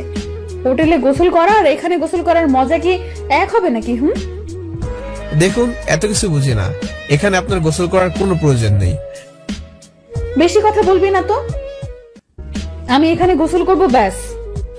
কথাটা বলে ও পা বাড়ালো ঝর্ণার দিকে, আর ঠিক তখনই আমি ওর হাতটা ধরে নিজের বুকের কাছে নিয়ে আসলাম আর খুব বিরক্তিকর কণ্ঠে বলতে লাগলাম, আপনাকে একটি কথা বুঝিয়ে বললে আপনি বুঝেন না কেন? হ্যাঁ, আপনাকে বলছি এখানে গোসল করার কোনো প্রয়োজন নেই। আপনি এখানে গোসল করবেন আর কত ছেলেরা আপনাকে এই ভেজা অবস্থায় দেখবে আপনি জানেন? একবার বলছি যখন এখানে গোসল করার কোনো প্রয়োজন নেই, তো ব্যাস, এই নিয়ে আর কোনো কথা হবে না। এত জেদ কেন আপনার? হ্যাঁ, একটি কথা ভালোভাবে মাথায় ঢুকে নিন, যতদিন আপনি এখানে আছেন আপনার সিকিউরিটির দায়িত্ব আমার। সো এখানে কোনো গোসল করবেন না তো করবেন না, আর কোনো কথা নয়, বুঝতে পারছেন? কথাগুলো বলতে বলতে হাঁপিয়ে গিয়েছি একদম। এক নিঃশ্বাসে কথাগুলো বলে দিলাম ওকে, আর কথাগুলো বলে যেন আমি বোকা বনে গেলাম। এভাবে কোনোদিন ওর সাথে কথা বলিনি। বর্ষা এক দৃষ্টিতে তাকিয়ে আছে, আমার কথাগুলো শুনছিল। ওর চোখে মুখে অবাক করার ছাপ। আমি যে ওর প্রতি এতটা কেয়ারফুল হবো মনে হয় আমার কাছ থেকে এতটা এক্সপেক্ট করেনি। ওর মুখের কোণে একটা হাসি ফুটে উঠলো, আমাকে প্রশ্ন করলো, অপূর্ব, তুই ঠিক আছিস? কি হয়েছে তোর? ওর কথা শুনে আমার যেন হুঁশ ফিরে এলো। আমি হুট করে ওর হাতটা ছেড়ে দিলাম। আমি চুপ করে দাঁড়িয়ে আছি। বর্ষা আবার আমাকে বলল, কি রে, কি হলো বল? এত রেগে গেলি কেন? না আসলে ম্যাম, আমি সরি, মানে আচ্ছা ঠিক আছে, আমি এখানে গোসল করব না, ওকে? আমি মুচকি মুচকি হাসি নিয়ে মাথা নাড়ালাম। বর্ষা মুচকি হাসি হাসতে। তারপর বর্ষা আবার আমাকে বলে উঠলো, এবার চল একটু হাঁটি। জি চলুন। কি ব্যাপার, এত রেগে গেলি কেন? না আসলে মাথা ঠিক ছিল না তখন। তাই এখানে আমার প্রোটেকশনের দায়িত্ব তোর, তাই না? আমি তো লজ্জা পাচ্ছিলাম ওর দিকে তাকাতেই। ওদিক ফিরে শুধুই হাসছি। বর্ষা মনে হয় আমার লজ্জা পাওয়ার ব্যাপারটা বুঝতে পেরেছে, তাই আর বেশি কথা বাড়েনি। হঠাৎ করে বর্ষার মোবাইলটা বেজে উঠলো। ফোন রিসিভ করে কিছুক্ষণ কথা বলে কেটে দিল। আমি বর্ষাকে জিজ্ঞেস করতেই বলল, আর্জেন্ট মিটিং করেছে, তাই এখন হোটেলে যেতে হবে। এ কথা শুনে আমি বর্ষাকে বললাম, মিটিং? কিন্তু আমরা তো এখানে ট্যুরে এসেছি, তাই আবার কিসের মিটিং? আসলে খাগড়াছড়িতে আমাদের যে অফিসটা আছে ওইখানে কিছু এমপ্লয়ি নিয়োগ করতে হবে, কিন্তু ওদেরকে যে লিস্ট করবে সে একটু অসুস্থ হয়ে পড়েছে, তাই ঢাকা থেকে ফোন করে আমাকে যেতে বলেছে। তাহলে দেরি কেন, জলদি চলুন, নিশ্চয়ই ওরা অপেক্ষা করছে। হ্যাঁ চল। এরপর আমি আর বর্ষা দুজনে বেশি ঘোরাঘুরি না করে জলদি গাড়িতে উঠে সোজা হোটেলে চলে গেলাম। আলাদা একটি রুমে ইন্টারভিউ হবে, সেখানে ইয়াকুব স্যার আর বর্ষা থাকবে। কিন্তু বর্ষা আমাকে ওর সাথে যেতে বললো। কি আর করার, ওর কথা মতো ওর সাথে গিয়ে বসলাম। 21 জন ইন্টারভিউ দিতে এসেছে, তাদের মধ্যে থেকে 10 জনকে সিলেক্ট করা হলো। একে একে সবাই ইন্টারভিউ দিচ্ছে। ইয়াকুব স্যার আর বর্ষা তাদেরকে কিছু প্রশ্ন করেছে, কেউ দিতে পেরেছে, কেউ পারছে না। একে একে 11 জনের ইন্টারভিউ দিল। বর্ষা নিচে তাকিয়ে তাদের নম্বর দিচ্ছে। হঠাৎ 12 নম্বর ইন্টারভিউ দিতে আসা একটি ছেলে রুমে ঢুকে বর্ষাকে দেখে বর্ষা নাম ধরে বলল, বর্ষা, তুমি এখানে? বর্ষা কথাটা শুনে মুখ তুলে তাকাতে ওর মুখটা একদম কালো হয়ে গেল। ইন্টারভিউ দিতে আসা একটি ছেলে কিভাবে অফিসের বসকে নাম ধরে ডাকে, বিষয়টা আমার কাছে একদম ঘোরাটে লাগছিল। হঠাৎ করে বর্ষা রাগী কণ্ঠে বলে উঠল, আপনার সাহস কি করে যার কাছে ইন্টারভিউ দিতে এসেছেন তাকে নাম ধরে ডাকার? বর্ষা, তুমি এভাবে কথা বলছো কেন? শাট আপ মিস্টার আকাশ, এটা ইন্টারভিউ দেওয়ার জায়গা, আপনার পার্সোনাল বিষয় নিয়ে ডিসকাস করার জায়গা নয়, বুঝতে পেরেছেন? এতক্ষণ আমি সব বুঝতে পারলাম। আসলে ছেলেটা হলো আকাশ, বর্ষার এক্স বয়ফ্রেন্ড, যার সাথে বর্ষার বিয়ে ঠিক হয়েছিল। কিন্তু আকাশের অন্য মেয়ের সাথে এফআইআর থাকায় বিষয়টা ভেঙে দেয় এবং ব্রেকআপ হয়ে যায়। বর্ষার মুখে এমন কড়া কথাগুলো শুনে আকাশ মাথা নিচু করে দাঁড়িয়ে আছে, কোনো কথা বলছে না। হঠাৎ করে ইয়াকুব স্যার বলে উঠলো, আরে বেয়াদব, এ কেমন আচরণ তোমার? তুমি ম্যাডামদের নাম ধরে ডাকছো? সরি স্যার, ভুল হয়ে গেছে। আকাশ মাথা নিচু করে দাঁড়িয়ে আছে, কোনো কথাই বলছে না। ইয়াকুব স্যার এবার চেয়ার দেখিয়ে আকাশকে বলল, এবার এখানে এসে বসো। আকাশ এসে চেয়ারে বসে পড়ে। আর বর্ষা খুব রাগী মুডে খাতায় যারা উপস্থিত হয়েছে তাদের নম্বর দিচ্ছে। এরই মধ্যে ইয়াকুব স্যার আকাশের এই অপ্রত্যাশিত ব্যবহার নিয়ে খুবই অসন্তুষ্ট। আর এই অসন্তুষ্ট মুডের মধ্যে আকাশকে কয়েকটি অদ্ভুত প্রশ্ন করল। আকাশ কিছু প্রশ্নের উত্তর দিতে পারলো, আর কিছু দিতে পারলো না। বর্ষাও কিছু প্রশ্ন করলো আকাশকে, তবে সেই পরিবেশটা আমার কাছে এতটাই অদ্ভুত লেগেছে যা ভাষায় প্রকাশ করার মতোই না। এমন ভাবে বর্ষা আকাশকে প্রশ্নগুলো করলো যেন আকাশ ওর চিরকালের শত্রু। মনে হয় বর্ষা চায় না আকাশ এই কোম্পানিতে জব করুক কিংবা চান্স পাক। ইন্টারভিউ শেষে আকাশ বাইরে চলে গেল। তারপর বাকি যে কয়েকজন ছিল তাদেরও ইন্টারভিউ নেওয়া হলো। আকাশ সহ 21 জন বাহিরে অপেক্ষা করছে অ্যানাউন্সমেন্টের জন্য। তাদের 21 জনের মধ্য থেকে 10 জনকে সিলেক্ট করা হবে। বর্ষা আর ইয়াকুব স্যার বসে বসে আলোচনা করছেন যে কাদেরকে নেওয়া যায়, কাকে জবটা দিলে ভালো হবে। আমিও তাদের সাথেই বসে রইলাম। কাজের কাজ তো আমার কিছুই নেই, শুধুই বর্ষার কারণে এখানে আছি। দীর্ঘ 1 ঘন্টা পর অ্যানাউন্সমেন্ট করা হলো। তবে যে বিষয়ে আমি একেবারে অবাক হইনি সেটা হলো যে 10 জনকে নেওয়া হয়েছে, তাদের মধ্যে আকাশ নেই। আকাশকে রিজেক্ট করা হয়েছে। অবশ্যই বর্ষার ওই রকম বিহেভ দেখে আমি আন্দাজ করেছিলাম যে এমন কিছু একটাই হবে। অ্যানাউন্সমেন্ট শুনে যারা সিলেক্ট হয়েছে তাদের মুখে হাসি, আর যারা সিলেক্ট হয়নি তারা গোমরা মুখ নিয়ে বাইরে চলে গেল। তবে আকাশ কোনো পারমিশন ছাড়াই ইন্টারভিউ রুমে ঢুকে বলল, ইয়াকুব স্যার আকাশের বিহেভ দেখে এতটা রেগে গেলেন যে আকাশকে এবার গালি দিয়ে বসলেন। আরে ইডিয়েট, তোমার এত বড় সাহস, তুমি পারমিশন ছাড়া ভেতরে ঢুকলে কেন? স্যার প্লিজ, আমার কিছু কথা ছিল ম্যামের সাথে। ইউ রাস্কেল, আবার কথা বলছো? বের হয়ে যাও এই মুহূর্তে, না হলে সিকিউরিটি দিয়ে বের করে দেবো তোমায়। স্যার প্লিজ স্যার, আমার কিছু কথা ছিল ম্যামের সাথে, প্লিজ আমাকে একটু কথা বলতে দিন। আবার? ইয়াকুব সাহেব, আপনি একটু বাইরে যান, আমি দেখছি ছেলেটার প্রবলেম কি। কিন্তু ম্যাম। আপনাকে যেটা বলছি সেটা করুন। ইয়াকুব স্যার বর্ষার রাগ দেখে চলে গেলেন। আকাশ দৌড়ে এসে বর্ষাকে বিনয় সুরে বলতে শুরু করলো, বর্ষা প্লিজ আমার সাথে এরকম করো না, প্লিজ আমার চাকরিটা খুব দরকার, না হলে অনেক প্রবলেম হয়ে যাবে, প্লিজ বর্ষা একটু দয়া করো আমার প্রতি। এ তোমার কেমন বেহাল অবস্থা হয়েছে আকাশ? তোমার বাবার তো ভালোই অবস্থান ছিল, আর একটা চাকরির জন্য এরকম অনুনয় বিনয় করছো? ভাগ্য আজ তোমাকে কোথায় নিয়ে দাঁড় করিয়েছে দেখেছো? আকাশ মাথা নিচু করে আছে, কোনো কথা বলছে না। বর্ষা তার অবস্থা দেখে আবার বলে উঠল, তা কি ব্যাপার? আমার কাছে এত রিকোয়েস্ট করার মানে কি? তোমাকে সিলেক্ট করা হয়নি সো হয়নি, কারো সুপারিশ নিয়ে এখানে চাকরি পাওয়া যায় না। তুমি এখন যেতে পারো, গুড বাই। Shut up. যারা অন্যের মন নিয়ে ছিনিমিনি খেলে তাদের জন্য আমার মনে কোনো দয়া মায়া নেই। প্রাতিষ্ঠানিক সার্টিফিকেট দিয়ে নয়, মানুষের চারিত্রিক বৈশিষ্ট্য দেখে আমি মানুষ বিবেচনা করি। মনে পড়ে আমাকে ভালোবাসো, আবার অন্য একটি মেয়ের সাথে সম্পর্ক রেখেছিলে তুমি, প্রতারণা করেছিলে আমার সাথে। তুমি ভাবলে কি করে যে তোমার মনে আমার জন্য এক তিল পরিমাণ দয়া হবে? ঘৃণা করি আমি তোমায়, জাস্ট ঘৃণা। তুমি এখন যেতে পারো। আমি শুধু নীরব দর্শকের মতো ওদের কথাবার্তা শুনতে যাচ্ছি। বর্ষার মুখে কথাগুলো শুনে আকাশ মাথা নিচু করে চলে যেতে লাগলো। হঠাৎ বর্ষা পেছন থেকে আকাশকে ডাকলো আর বলল, আচ্ছা আকাশ, একটা প্রশ্ন ছিল।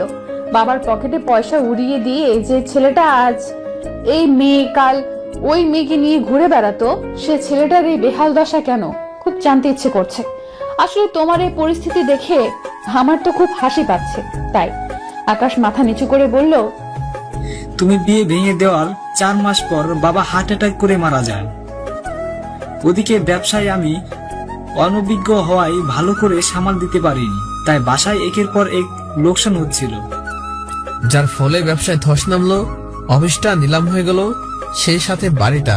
তাই মাকে আর ছোট বোনকে গিয়ে খাগড়াছড়িতে মামার বাড়ি চলে আসি। এখন থেকে একের পর এক চাকরি খুঁজতে লাগে, কিন্তু কোনো চাকরি পায় না। অন্যদিকে মায়ের অসুখ, ছোট বোনটা লেখাপড়া খরচ চালাতে হয়, মামা একসাথে সবকিছু পারছে না। তাই আমার খুব চাকরিটা প্রয়োজন ছিল বর্ষা। আল্লাহ জানে বেঈমান প্রতারকদের কি অবস্থা করতে হয়। তোমার পাপের ফল স্বরূপ আজ তোমার এই অবস্থা আকাশ। বুঝতে পেরেছো তো? কারো মন ভাঙলে তার শাস্তি একদিন না একদিন ঠিক পেতে হয়। তুমি এখন যেতে পারো। এই কোম্পানিতে তোমার কোনো চাকরি হবে না। তোমার চেহারা আমার আর সহ্য হচ্ছে না, প্লিজ লিভ। আকাশ বর্ষার কথাগুলো শুনে চলে যেতে লাগলো। আকাশের পরিবারের কথা শুনে আমার খুব মায়া লেগে গেল আকাশের প্রতি।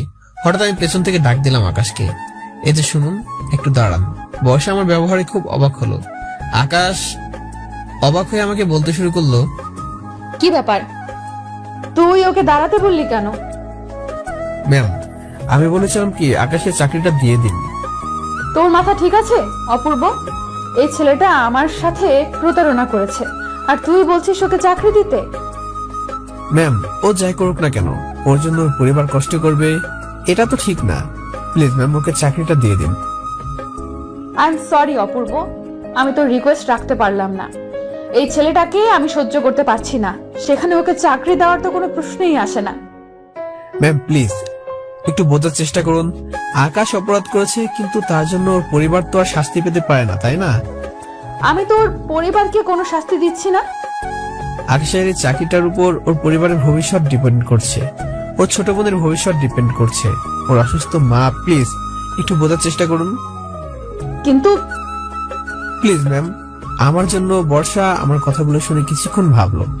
ভাবার পর আকাশকে বলল, মিস্টার আকাশ, তোমাকে এই চাকরিটা দেওয়া হলো। Thanks you ma'am.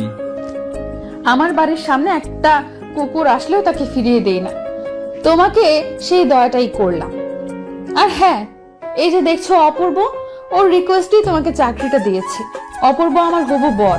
কথাটা শুনেই আমি ওর দিকে অবাক দৃষ্টিতে তাকালাম। কিছুদিন পর আমরা বিয়ে করছি, কথাটা সবার আগে তোমাকে জানালাম। চলে এসো বিয়ের দিন, দুমুঠো ডাল ভাত খেয়ে যেও। সরি, বিয়ে বাড়িতে তো আর ডাল ভাত রান্না করা হয় না, পোলাও মাংসই খেয়ে যেও। অবশ্য তোমার যা আর্থিক অবস্থা, তাতে ফ্রিতেই খাইয়ে দিব। তোমায় আর হাতে করে গিফট আনতে হবে না, তুমি এখন যেতে পারো। কথাটা বলে বর্ষা মুখ ফিরিয়ে নিল। আর আকাশ এতগুলো অপমানমূলক কথা মুখ বুঝে সহ্য করে আস্তে আস্তে চলে গেল। কি বা বলতো? আকাশ রুম থেকে বের হয়ে যেতেই আমি অবাক হয়ে বর্ষাকে প্রশ্ন করলাম, হবু বর মানে কি সব বলছেন আপনি আকাশকে? আপনার মাথা ঠিক আছে? বর্ষা মুচকি মুচকি হাসছে, কোনো কথাই বলছে না। আমি তার হাসি দেখে বললাম, আশ্চর্যতে হাসার মতো কি বললাম? আপনি আকাশকে বললেন কেন আমি আপনার হবু বর? কিছুদিন পর আমরা বিয়ে করছি। বর্ষা এখনো মুচকে মুচকে হাসছে। আমি আবার তাকে বললাম, আশ্চর্য তো, আপনি এখনো হাসছেন। বলুন এ কথাটা কেন বললেন ওকে? কেন? আমাকে যদি তোর বিয়ে করতে হয়, করবি না আমায় বিয়ে? ওর মুখে কথাটা শুনে থমকে গেলাম আমি। কি বলছে মেয়েটা? আমার কাছে যেন মেঘনা চাইতে বৃষ্টি, কিন্তু যে পরিস্থিতিতে বর্ষায় কথাগুলো বলেছে, এখনো সিরিয়াস কিনা এ বিষয়ে আমার সংকোচ বোধ করছে। সব ভাবনা বাদ দিয়ে আমি বর্ষাকে আবার বললাম, কি সব যাতা বলছেন আপনি? দেখুন, আমাকে টেনশনে ফেলবেন না। আরে তুই এত চাপ নিচ্ছিস কেন? ওকে জাস্ট জেলাস ফিল করানোর জন্য কথাটা বললাম, এইটুকুই। কথাটা শুনে মনের মধ্যে কেমন যেন একটা হতাশা চলে এলো। সত্যি সত্যি যদি বর্ষা বলতো যে ও আমাকে বিয়ে করতে চায়, তাহলে বোধহয় আমার জীবনে সবচেয়ে বেশি খুশি হতাম এই মুহূর্তে। তারপর আমি বর্ষাকে বললাম, ও আমি তো ভেবেছিলাম। কি ভেবেছিলি তুই? কিছু না। আচ্ছা, এখন চল, অনেক ক্ষুধা লেগেছে, রাতও হয়েছে অনেক। আজকে তো আর তেমন কিছু ঘুরতে পারলাম না, চল বাইরে গিয়ে কিছু খেয়ে নেই। জি চলুন। আমরা দুজনে বাইরে একটি খোলা রেস্টুরেন্টে খেতে বসলাম। বর্ষা আর আমি একই সাথে বসলাম। বর্ষা ঠিক আমার সামনে বসে আমার দিকে তাকিয়ে মুচকি মুচকি হাসছে। তবে আমার খুব নার্ভাস ফিল হচ্ছে ওর হাসি দেখে। কিন্তু মেয়েটা যে এত সুন্দর করে হাসে, চোখটা ফেরাই কি করে আমি? হঠাৎ বর্ষা আমার ভাবনায় ব্যাঘাত ঘটিয়ে বলল, আচ্ছা বল, কি খাবি? যা অর্ডার করবেন তাই খাবো। তাই বুঝি? যেভাবে প্রতিনিয়ত মেয়েটা আমার সাথে এরকম আচরণ করছে, যেন ও আমার গার্লফ্রেন্ড। হঠাৎ করে বৃষ্টি চলে এলো, বিদ্যুৎ চমকাচ্ছে আকাশে, আর চারদিকে বৃষ্টির শব্দে মুখরিত। ঠিক তখনই বর্ষা আমাকে বলে উঠলো, ইস কি সুন্দর বৃষ্টি, দেখেছিস? বৃষ্টি আবার সুন্দর হয় কি করে? আরে হয়, তুই জানিস না। চল না দুজনে একটু ভিজি। আপনার কি মাথা খারাপ হয়ে গিয়েছে? রাত্র কয়টা বাজে? এ সময় আপনি বৃষ্টিতে ভিজছেন? আরে রাত দিনে কি আছে, বৃষ্টিতে তো যখন তখন ভেজা যায়। আমার তো দারুণ লাগে বৃষ্টিতে ভিজতে। দেখুন, রাত বিরাতে বৃষ্টিতে ভিজলে ঠান্ডা লেগে যাবে, পরে ট্যুরে এসে বিছানায় হবে আপনার খাগড়াছড়ি। আরে ধুর, কিছুই হবে না একটু ভিজলে। চল ভিজি একসাথে। দেখুন, আমার বৃষ্টি ভেজাটা যার অভ্যাস নেই। তাহলে তুই থাক, আমি ভিজি। কথাটা বলে এক সেকেন্ডও দেরি করলো না, সোজা বৃষ্টির মধ্যে বাইরে চলে গেল বর্ষা। বৃষ্টিতে ভেজার কারণে ওকে যেন আরো বেশি সুন্দর লাগছে। সে এক অপরূপ সৌন্দর্য মই বর্ষা। বৃষ্টিতে পাগলের মতো ঘুরছে, বৃষ্টির ফোঁটা ফোঁটা জল অনুভব করছে ও। চুলগুলো একদম ভিজে গেছে, সাথে শাড়িটাও। এই অবস্থায় যেন পরীর মতো লাগছে বর্ষাকে। খুব ইচ্ছে করছিল ওর হাতটা ধরে একসাথে বৃষ্টিতে ভিজতে, ওকে কোলে নিয়ে বৃষ্টির শব্দগুলো অনুভব করতে, ওর মুখের এলোমেলো চুলগুলো হাত দিয়ে সরিয়ে দিতে, ওর নরম গালে আলতো করে হাতটা দিয়ে ওকে স্পর্শ করতে, তার সাথে কপালে একটি ভালোবাসার পরশ এঁকে দিতে, আর হৃদয়ে থাকা ওর জন্য ভালোবাসার অনুভূতিগুলো ওকে জানিয়ে দিতে। আমি শুধুই চোখ ভরে ওকে দেখছিলাম। কিন্তু হঠাৎ করে বৃষ্টির মধ্যে ও মাটিতে পড়ে গেল। বর্ষার পড়ে যাওয়া দেখে আমি দৌড়ে ওর কাছে গেলাম। গিয়ে দেখলাম ও অজ্ঞান হয়ে গিয়েছে। ওকে সাথে সাথে কোলে তুলে নিয়ে ডাকতে লাগলাম, ম্যাম কি হয়েছে আপনার? ম্যাম প্লিজ উঠুন, ম্যাম। কতবার ডাকলাম তবুও উঠলো না। আমার খুব ভয় লাগছে, ও জটিল কোনো অসুখ হলো না তো? বৃষ্টির মধ্যে ভিজতে ভিজতে হঠাৎ করে কেন পড়ে গেল?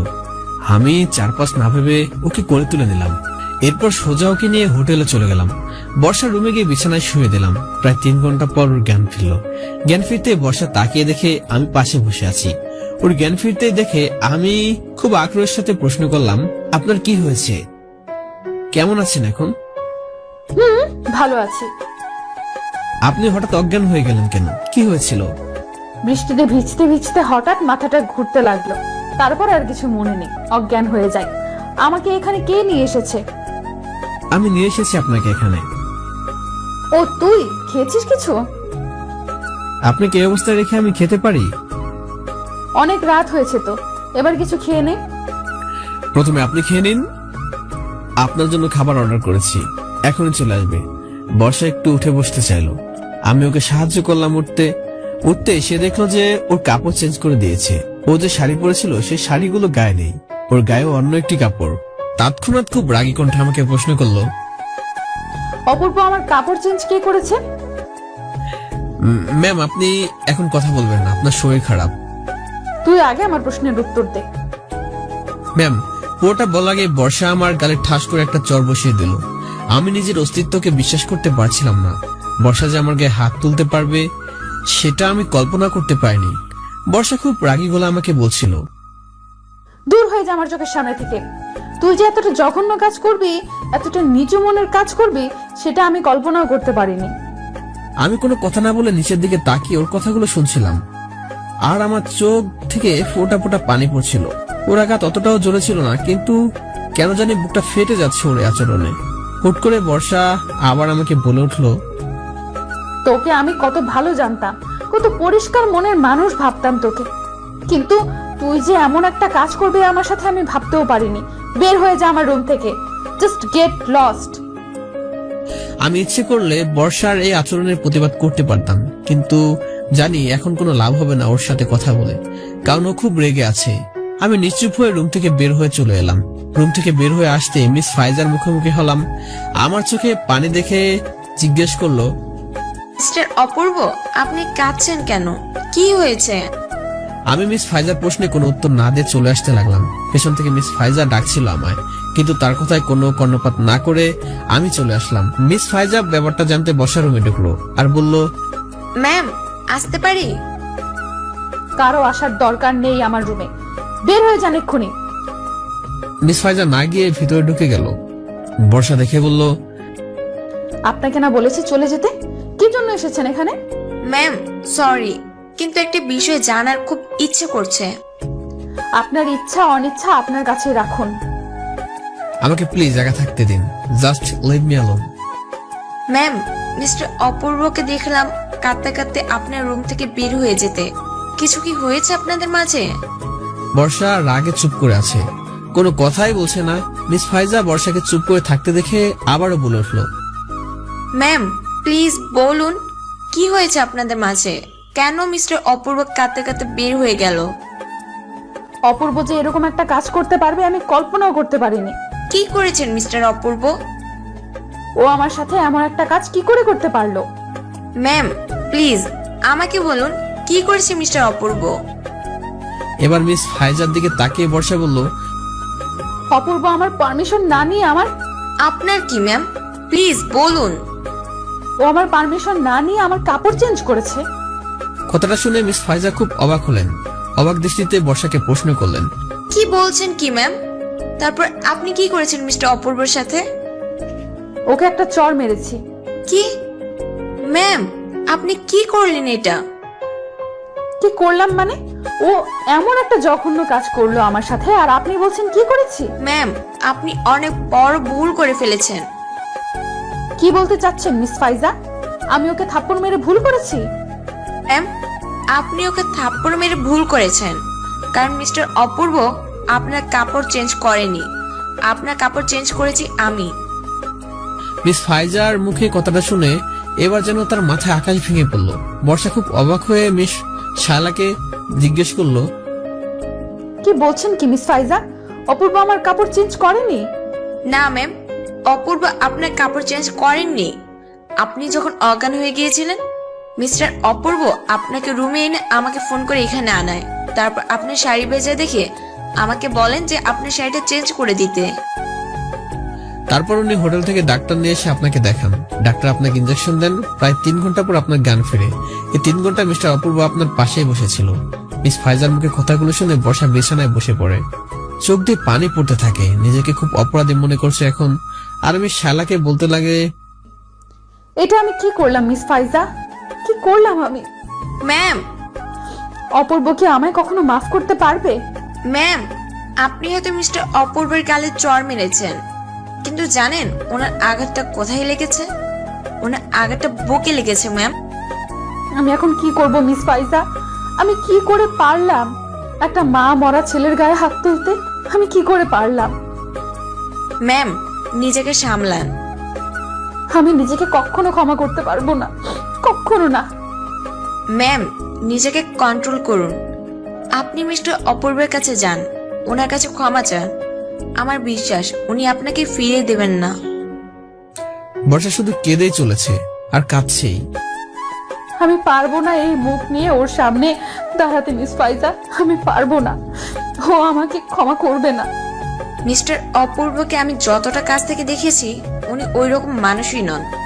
ওনার মনটা খুব ভালো।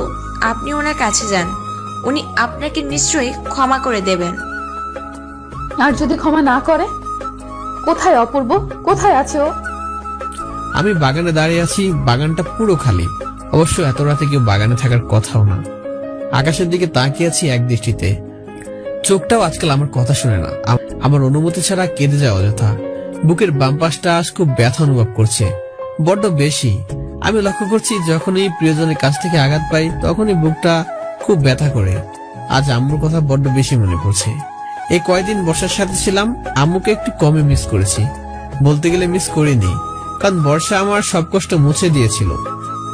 আমার যত্ন নেওয়া, আমার ভালো মন্দের খেয়াল রাখা, ঠিক মতো খাবার খাওয়া, সব। কিন্তু আজও আমাকে এমন একটা অপবাদ দিয়ে দূরে সরিয়ে দিয়েছে যা আমি কখনো কল্পনা করিনি। আজ নিজেকে খুব একা লাগছে, বড্ড একা। এসব কথা ভাবতে ভাবতে চোখটা ঢেকে গেল নোনা জলে। গাল বেয়ে ফোঁটা ফোঁটা পানি পড়ছে। এই চোখের পানি আমার একাকিত্ব আর কষ্টের প্রকাশ করছে। হঠাৎ করে কেউ একজন আমার ঘাড়ে হাত দিল। মুখ ঘুরে দেখি বর্ষা অপরাধীর মতো দাঁড়িয়ে আছে আর চোখ বেয়ে পানি পড়ছে। আমি ওকে দেখে মুখ সরে নিলাম। ও আমার দুগালে হাত দিয়ে আমার মুখ ফিরে নিল ওর মুখের দিকে। হাতের বৃদ্ধাঙ্গুল দিয়ে চোখের পানিগুলো মুছে দিল আর কাঁদো কাঁদো গলায় বলতে লাগলো, সরি রে, আই এম রিয়েলি সরি। আমি বুঝতে পারিনি। আমি চুপ করে আছি, কোনো কথা বলছি না। বর্ষা আবার আমাকে বলতে শুরু করলো, প্লিজ আমায় ক্ষমা করে দে। প্লিজ অপূর্ব, মাফ করে দে। আর কখনো তোর সাথে এমন করব না। আমি নিচের দিকে তাকিয়ে শুধুই কাঁদছি। ওর গাল দুটো একেবারে শক্ত করে ধরে আছে। দেখ আমার দিকে তাকা, দেখ আমিও কাঁদছি। প্লিজ আমায় ক্ষমা করে দে। আমি বুঝতে পারিনি, আসলে তখন মাথা ঠিক ছিল না। তুই ছাড়া ওখানে আর কেউ ছিল না তো, তাই মাথা গরম করে তোকে কিনা কি বলে ফেলেছি। তোর খুব লেগেছে না রে? বল, লেগেছে তাই না? ওর এই কথাগুলো শুনে আমরা আরো বেশি কান্না পাচ্ছিল, তাই মুখ ফিরিয়ে ঘুরে গেলাম। কিন্তু ও আমার সামনে এসে এবার কাঁদো কাঁদো গলায় বলতে লাগলো, কিরে, তুই এখনো রেগে আছিস আমার প্রতি? আমায় ক্ষমা করবি না? দেখ, আগে যখন তুই অন্যায় করতি আমি কিন্তু তোকে ক্ষমা করে দিতাম। তুই কিন্তু আমার সাথে ঠিক করছিস না। আমি চুপ করে আছি, কি বলবো বুঝতে পারছি না। বর্ষা আরো আমাকে বলতে শুরু করলো, আচ্ছা ঠিক আছে, এই কানে ধরলাম। আর কখনো তোর সাথে এমন করব না, প্রমিস। এবার ক্ষমা করে দে। আমি এবার ওর দিকে তাকালাম। ওর এই কান্নামাখা ছেঁড়াটা দেখে আমার বড্ড মায়া লেগে গেল ওর প্রতি। যেন আবার সমস্ত অভিমান হওয়াটা মিলিয়ে গেল। আমি ওর কান থেকে হাত দুটো ছাড়িয়ে নিলাম। মাপ চাওয়ার কি আছে? আপনি যা করেছেন ঠিক আছে। আপনার জায়গায় আমি থাকলে তাই করতাম। দেখ, একদম ঢং করবি না আমার সামনে। আমি জানি তুই আমার জায়গায় থাকলে এটা করতি না। তুই খুব ট্যালেন্টেড। আমি জানি আমি ঠিক করিনি, অন্যায় করেছি। এবার বল, মাফ করেছিস কিনা? বললাম তো, মাপ চাওয়ার কিছু নেই। দেখ, তুই যদি আমায় মাফ না করিস আমি কিন্তু আবার সত্যি সত্যি কেঁদে দিব। এতক্ষণ কেঁদে আপনার চোখে পানি ফুরায়নি? না, ফুরোয়নি। তুই মাফ না করলে আমি কিন্তু এবার সত্যি কেঁদে দেব। আচ্ছা ঠিক আছে, মাফ করেছি, হয়েছে। লক্ষ্মী ছেলে, আমায় টেনে জড়িয়ে ধরবি না? সত্যি খুব ইচ্ছে করছিল ওকে জড়িয়ে ধরার, মেয়েটাকে এতটাই ভালোবেসেছি যে ওর দেয়া সমস্ত কষ্টগুলো হাসি মুখে সহ্য করে নিতে পারবো এখন। তাই আর বেশি না ভেবে হালকা করে জোরে ধরলাম ওকে। আমার মনের মাঝে যেন কালো মেঘগুলো সরে গিয়েছে, আদা প্রশান্তি চলে এসেছে। হুট করে বর্ষা আমাকে বলতে শুরু করলো, অপূর্ব, তোর খুব লেগেছে না রে? একটু লেগেছে বুকের মধ্যে। আমি সরি রে, আর কখনো হবে না। আর কতবার সরি বলবেন, হয়েছে তো। বর্ষা এবার খুব শক্ত করে জোরে ধরেছে আমায়। ওকে বুকের মাঝে পেয়ে আমার সমস্ত কষ্টগুলো ভুলে গেছি। এভাবে অনেকক্ষণ জোরে ধরেছিলাম আমরা একে অপরকে। হঠাৎ করে পেছন থেকে কেউ কাশির আওয়াজ দিল। আওয়াজ শুনে বর্ষাকে হুট করে ছেড়ে দিলাম। চেয়ে দেখি আফসার ভাই। আফসার ভাইকে দেখে সে কি লজ্জায় যে পড়েছিলাম তা আপনাদেরকে বলে বোঝাতে পারবো না। হঠাৎ আফসার ভাই বলে উঠলো, I am really sorry ma'am, আসলে বুঝতে পারিনি যে আপনারা এখানে আছেন। I am really sorry. Barsha তো আফসার ভাইয়ের দিকে তাকাচ্ছে না, শুধু এদিক ওদিক তাকাচ্ছে। এরপর আফসার ভাইকে আমি বললাম, আফসার ভাই আপনি এখানে হঠাৎ? না, আসলে অফিসের কিছু কাজের জন্য ম্যাডামের রুমে গিয়েছিলাম। ওখানে গিয়ে দেখি মিস শালা ম্যাডামের রুম গোছাচ্ছে। তো ওনাকে জিজ্ঞেস করে উনি বললেন যে ম্যাডাম নাকি বাগানে দেখে এসেছেন। আমিও এখানে এলাম ম্যাডামকে খুঁজতে খুঁজতে, কিন্তু এখানে যে বৃন্দাবনের কৃষ্ণলীলা চলছে সেটা তো জানতামই না। না হলে একটু পরে আসতাম। আসলে আমাদের অপূর্ব হয়তো সত্যিকারের মানুষ। মিস্টার আফসার, আজে বাজে কথা না বলে কি জন্য এসেছেন সেটা বলুন। না ম্যাম, তেমন কোনো ইম্পর্টেন্ট কাজ নয়, ছোটখাটো কাজ। আপনি চাইলে পরেও করা যায়, কোনো সমস্যা নেই। বেশি কথা বলবেন না, আমার রুমে আসুন, দেখছি। বর্ষা যেতে না যেতে আফসার ভাই আমার বুকে 2-3টা ঘুষি মেরে বলল, আরে মিস্টার অপূর্ব স্যার, আপনি যে তলে তলে এত তো সেটা তো জানতাম না। কি সব বলছেন আফসার ভাই? অবস্থা দেখুন, কোচিকে করে ফিটার খায়, যেন কিচ্ছু বোঝে না। আমাদের সামনে বলেন কিছু নাই, কোনো সম্পর্ক নাই, আর এখন সে পুরো লাইলি মজনু। আফসার ভাই সবসময় এরকম করবেন না তো, ভালো লাগে না। আমি কথাটা বলেই চলে আসবো, আর আফসার ভাই আমার হাতটা ধরে বললেন, আরে মিয়া যাও কই, এটা তো বলে যাও ম্যাডামকে প্রপোজ করলেন কিভাবে? ইংলিশে না বাংলায়? আই লাভ ইউ বলেছেন নাকি অন্য কিছু? হাঁটুতে বসে পড়ে ফুল দিয়েছেন নাকি অন্যভাবে? কেমনে প্রপোজ করলেন একটু বলেন না। উফ আফসার ভাই, ওরকম কিছুই না। অপূর্ব ভাই, আপনি কি আমাকে এই বয়সে বুড়ো কাতারে ফেলতে চান নাকি? মানে হলো গিয়ে, আমি নিজের চোখে দেখলাম আপনি ম্যাডামকে জড়িয়ে ধরলেন, আর আমাকে বলছেন এসব কিছুই হয় নাই। প্রপোজ ছাড়া আবার কেউ জড়িয়ে ধরে নাকি আফসার ভাই? শোনেন মিয়া, আমার বয়স কিন্তু কম হয় নাই, আবার এত বেশিও হয় নাই যে রাতে কম দেখবো। রাত কানা মনে করেছেন নাকি আমারে? আমি স্পষ্ট দেখলাম আপনি ম্যাডামকে জড়িয়ে ধরলেন। বলেন না অপূর্ব ভাই, প্লিজ একটু বলেন, কেমনে প্রপোজ করলেন? ম্যাডাম কেমনে আপনার অ্যাকসেপ্ট করলো? আফসার ভাই অনেক রাত হয়েছে, ঘুম পাইছে, সরেন তো, ভালো লাগছে না। কথাটা বলে আফসার ভাইকে পাশ কাটিয়ে চলে আসতে লাগলাম বাগান থেকে। কিন্তু আফসার ভাই পেছন থেকে চিৎকার করে বলতে লাগলো, অপূর্ব ভাই, প্রপোজের কথাটা না হয় নাই বললেন, কিন্তু বিয়ের দিন দাওয়াত দিন, কিন্তু ঐতিহাসিক সফল প্রেমের সাক্ষী হয়ে থাকতে চাই। এই কথা মনে থাকে, নইলে মনে কষ্ট থেকে যাবে, শুনছেন তো? আমি ওনার কথায় কান্না দিয়ে সোজা গিয়ে রুমে চলে আসলাম। এসে একটু ফ্রেশ হয়ে খাওয়া শেষ করলাম, তারপর সোজা বালিশে মাথা দিলাম। হঠাৎ মনে পড়লো বর্ষা তো অসুস্থ ছিল, একবার দেখে আসবো। না থাক, বর্ষা রুমে যদি আবার ঢুকি, সেটা যদি আবার আফসার ভাই দেখে, তাহলে আবার তৃতীয় বিশ্বযুদ্ধ লাগিয়ে দেবে। তাই আর বর্ষার রুমে গেলাম না। চোখটা বুঝতেই ঘুমের রাজ্যে হারিয়ে গেলাম। তবে এই ঘুমের মধ্যে বর্ষাকে নিয়ে খুব সুন্দর একটা স্বপ্ন দেখেছি, খুব আনন্দ একটা স্বপ্ন, যেটা আমি সবসময় চেয়েছিলাম, ঠিক সেরকমই। হঠাৎ আমার স্বপ্নের ব্যাগের দুটি কলিং বেল বেজে উঠলো। চোখ খুলে ঘড়ির দিকে তাকাতে দেখি 9:30 বাজে। উঠে গিয়ে দরজা খুলতে বর্ষার চন্দ্রমাখা হাসি মুখটা দেখতে পেলাম। আরে বাহ, বর্ষা তো খুব সুন্দর করে সেজেছে আজ। নীল শাড়ি, হাতে কাচের চুড়িগুলো, কানে ছোট্ট দুটি ঝুমকো, মাথার চুলগুলো খোলা, আর চোখের নিচে গাঢ় কাজল। বর্ষা দেখতে খুব একটা ফর্সা না, একটু শ্যামলা বর্ণের, কিন্তু ওর মুখটা যে এতটাই মায়াবী, এতটাই যে কোনো ছেলে ওর প্রেমে পড়তে বাধ্যই হবে। ওর সবকিছু আমার কাছে ভালো লাগে, সবকিছু, কিন্তু সবচেয়ে বেশি ভালো লাগে ওর মুখের হাসি এবং চোখের নিচে কাজলটা। ঠিক আকাশ থেকে নেমে আসা পরীর মতো লাগে তখন। হঠাৎ আমার মুগ্ধতায় ব্যাঘাত ঘটিয়ে হঠাৎ আমার মুগ্ধতায় ব্যাঘাত ঘটিয়ে চুটকি বাজিয়ে বলল, এই যে মিস্টার, কি দেখছিস সেভাবে? কিছু না। কিরে, বাইরে দাঁড় করিয়ে রাখবি নাকি? ভেতরে আসতে বলবি না? ও সরি, প্লিজ আসুন। ইস, কি অবস্থা করে রেখেছিস তোর ঘরটা। তুই কি একটুও চেঞ্জ হবি না? না নিজের কোনো যত্ন নিস, না ঘরটার। এ ঘরের যত্ন নিয়ে কি হবে? এটা তো হোটেল। একটা থাপ্পড় দেব। হোটেল তো কি হয়েছে শুনি? তুই এই ঘরে থাকিস না এখন, একটু গুছিয়ে রাখবি না? আমারও সব গুছিয়ে টুছিয়ে রাখা ভালো লাগে না। তা তো লাগবেই না। যা তাড়াতাড়ি ফ্রেশ হয়ে নে, আজকে খুব সুন্দর একটি পাহাড়ে ঘুরতে যাব আমরা সবাই। আমি মাথা নাড়ে সোজা বাথরুমে চলে গেলাম। ফ্রেশ হয়ে বাথরুম থেকে বের হতে দেখি আমার রুমটা খুব সুন্দরভাবে গোছানো। অবশ্য বর্ষা এই কাজ করেছে, তো ওই বর্ষা রুমে নেই, হয়তো চলে গেছে। আমি তোয়ালে দিয়ে চুলগুলো মুছছিলাম, হঠাৎ বর্ষা ব্রেকফাস্ট নিয়ে রুমে চলে এলো। এসে আমাকে বলে উঠলো, কিরে, তোর হয়েছে? জি প্রায় শেষ। প্রায় শেষ কি? এখনো রেডি হোসনি?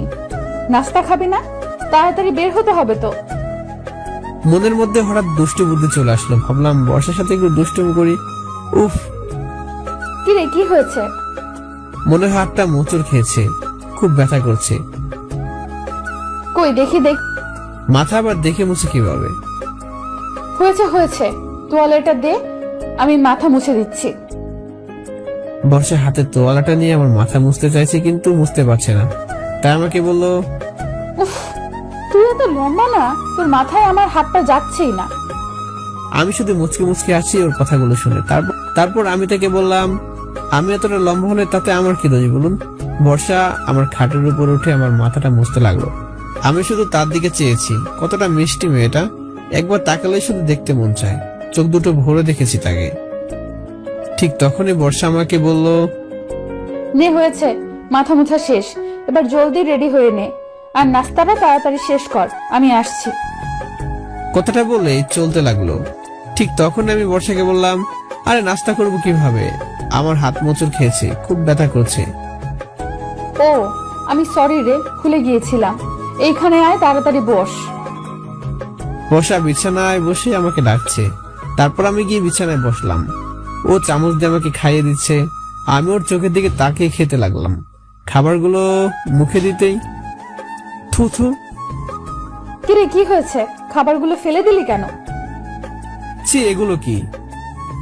এগুলো কি মানে? এগুলো স্যুপ। এই কাঁচা কাঁচা সবজি, এগুলো সিদ্ধ করে এনেছেন? এগুলো কি স্যুপ বলছেন? একটা দিব ধরে। এরকমই হয় স্যুপ। না, আমি এগুলো খাবো না, আমার ঘৃণা লাগছে। বেশি কথা না বলে চুপচাপ খেয়ে নে। কিন্তু কোনো কিন্তু না, নে, হা কর।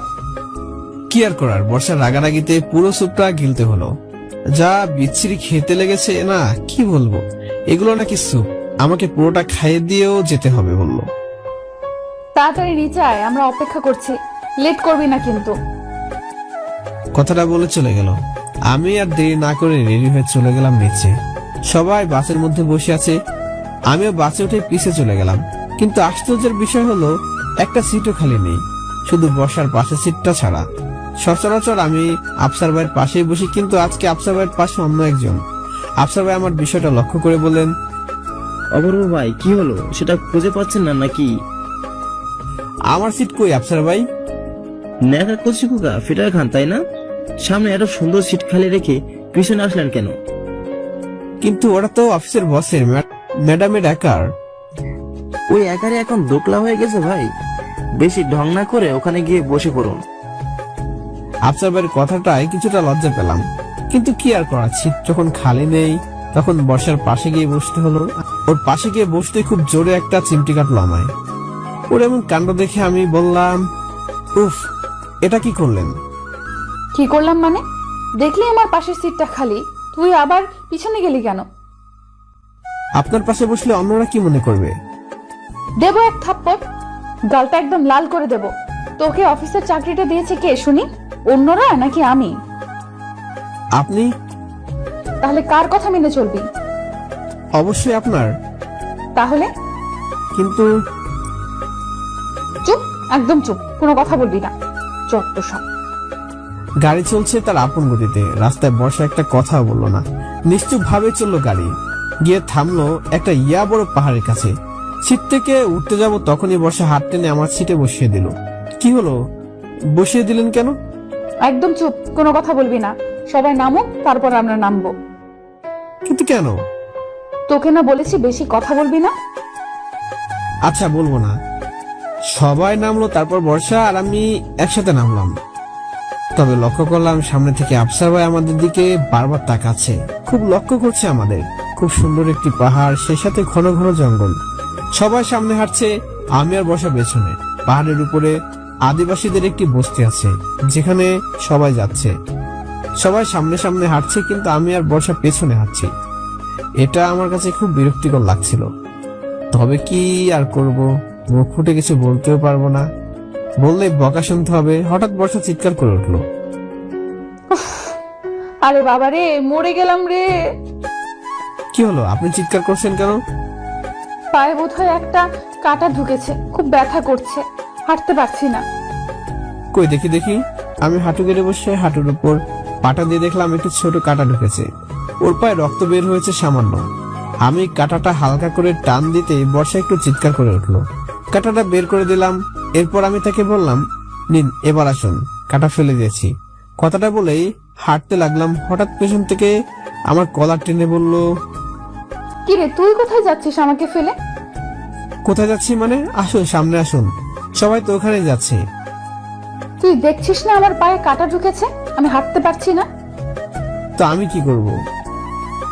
আমি জানি কি তুই কি করবি। আমি তো হাঁটতে পারছি না, দেখতেই পাচ্ছিস। বুঝতেই পারছি, কোলে ওঠার বাহানা।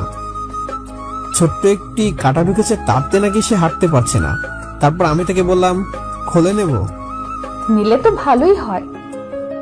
কি আর করার, ওকে কোলে তুলে হাঁটতে লাগলাম। আমি সামনের দিকে তাকিয়ে হাঁটছি আর ও আমার দিকে তাকিয়ে আছে। এভাবে আমি ওকে কোলে নিয়ে হাঁটতে হাঁটতে বলতে লাগলাম, জানেন আজ না একটা সুন্দর স্বপ্ন দেখেছি।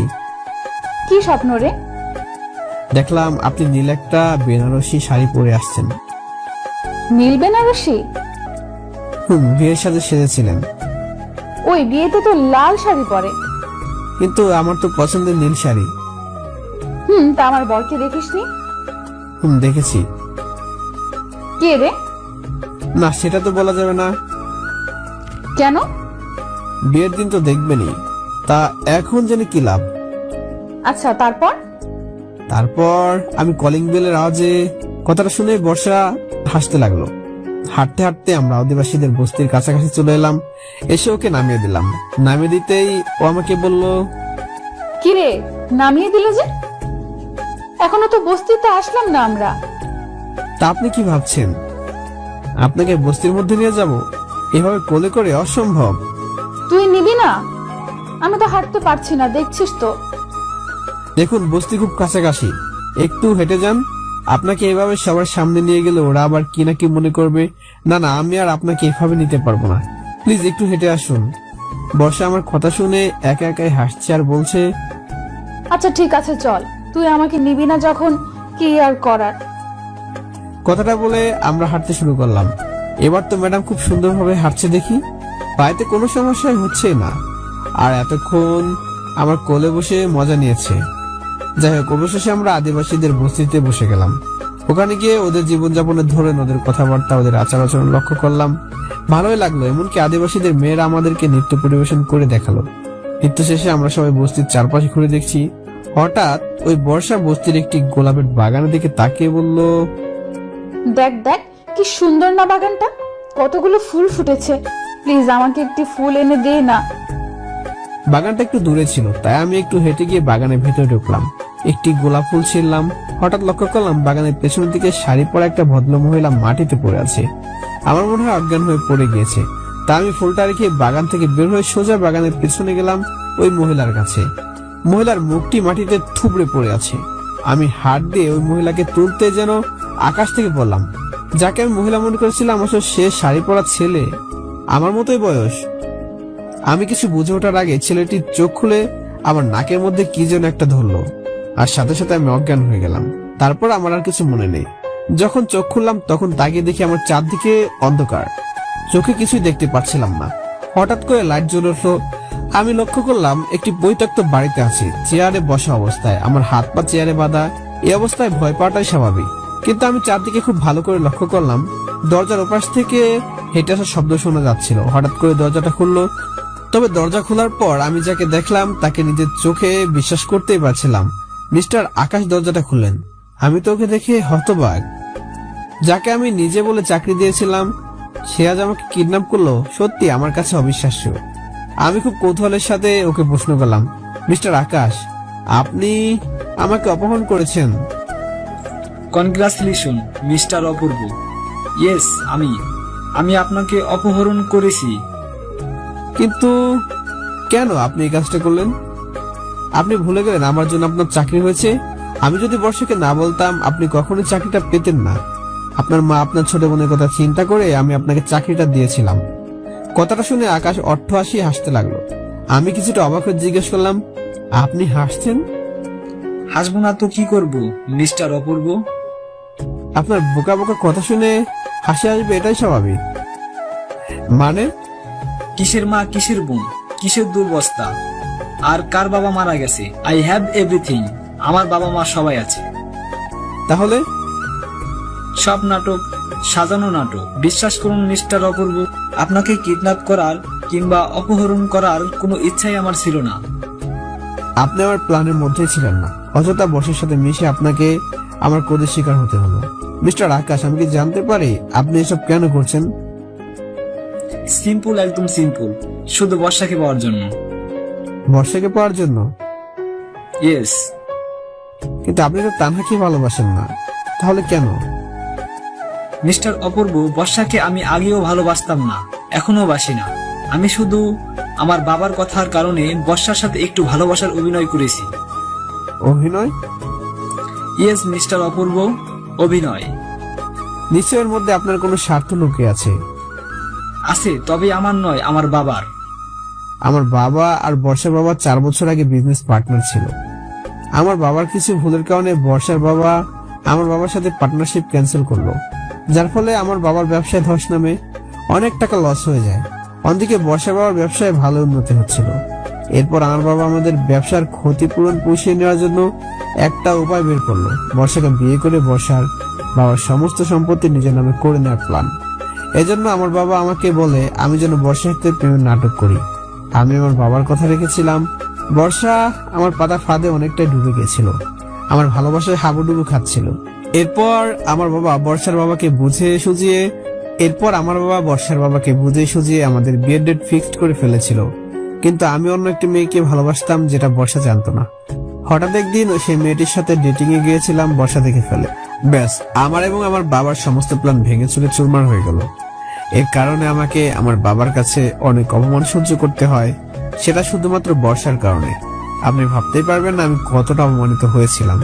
সেদিন আমি ঠিক করে নিয়েছি যে বর্ষাকে আমি একদিন না একদিন নিজের করে পাবো, পেতে আমাকে হবেই।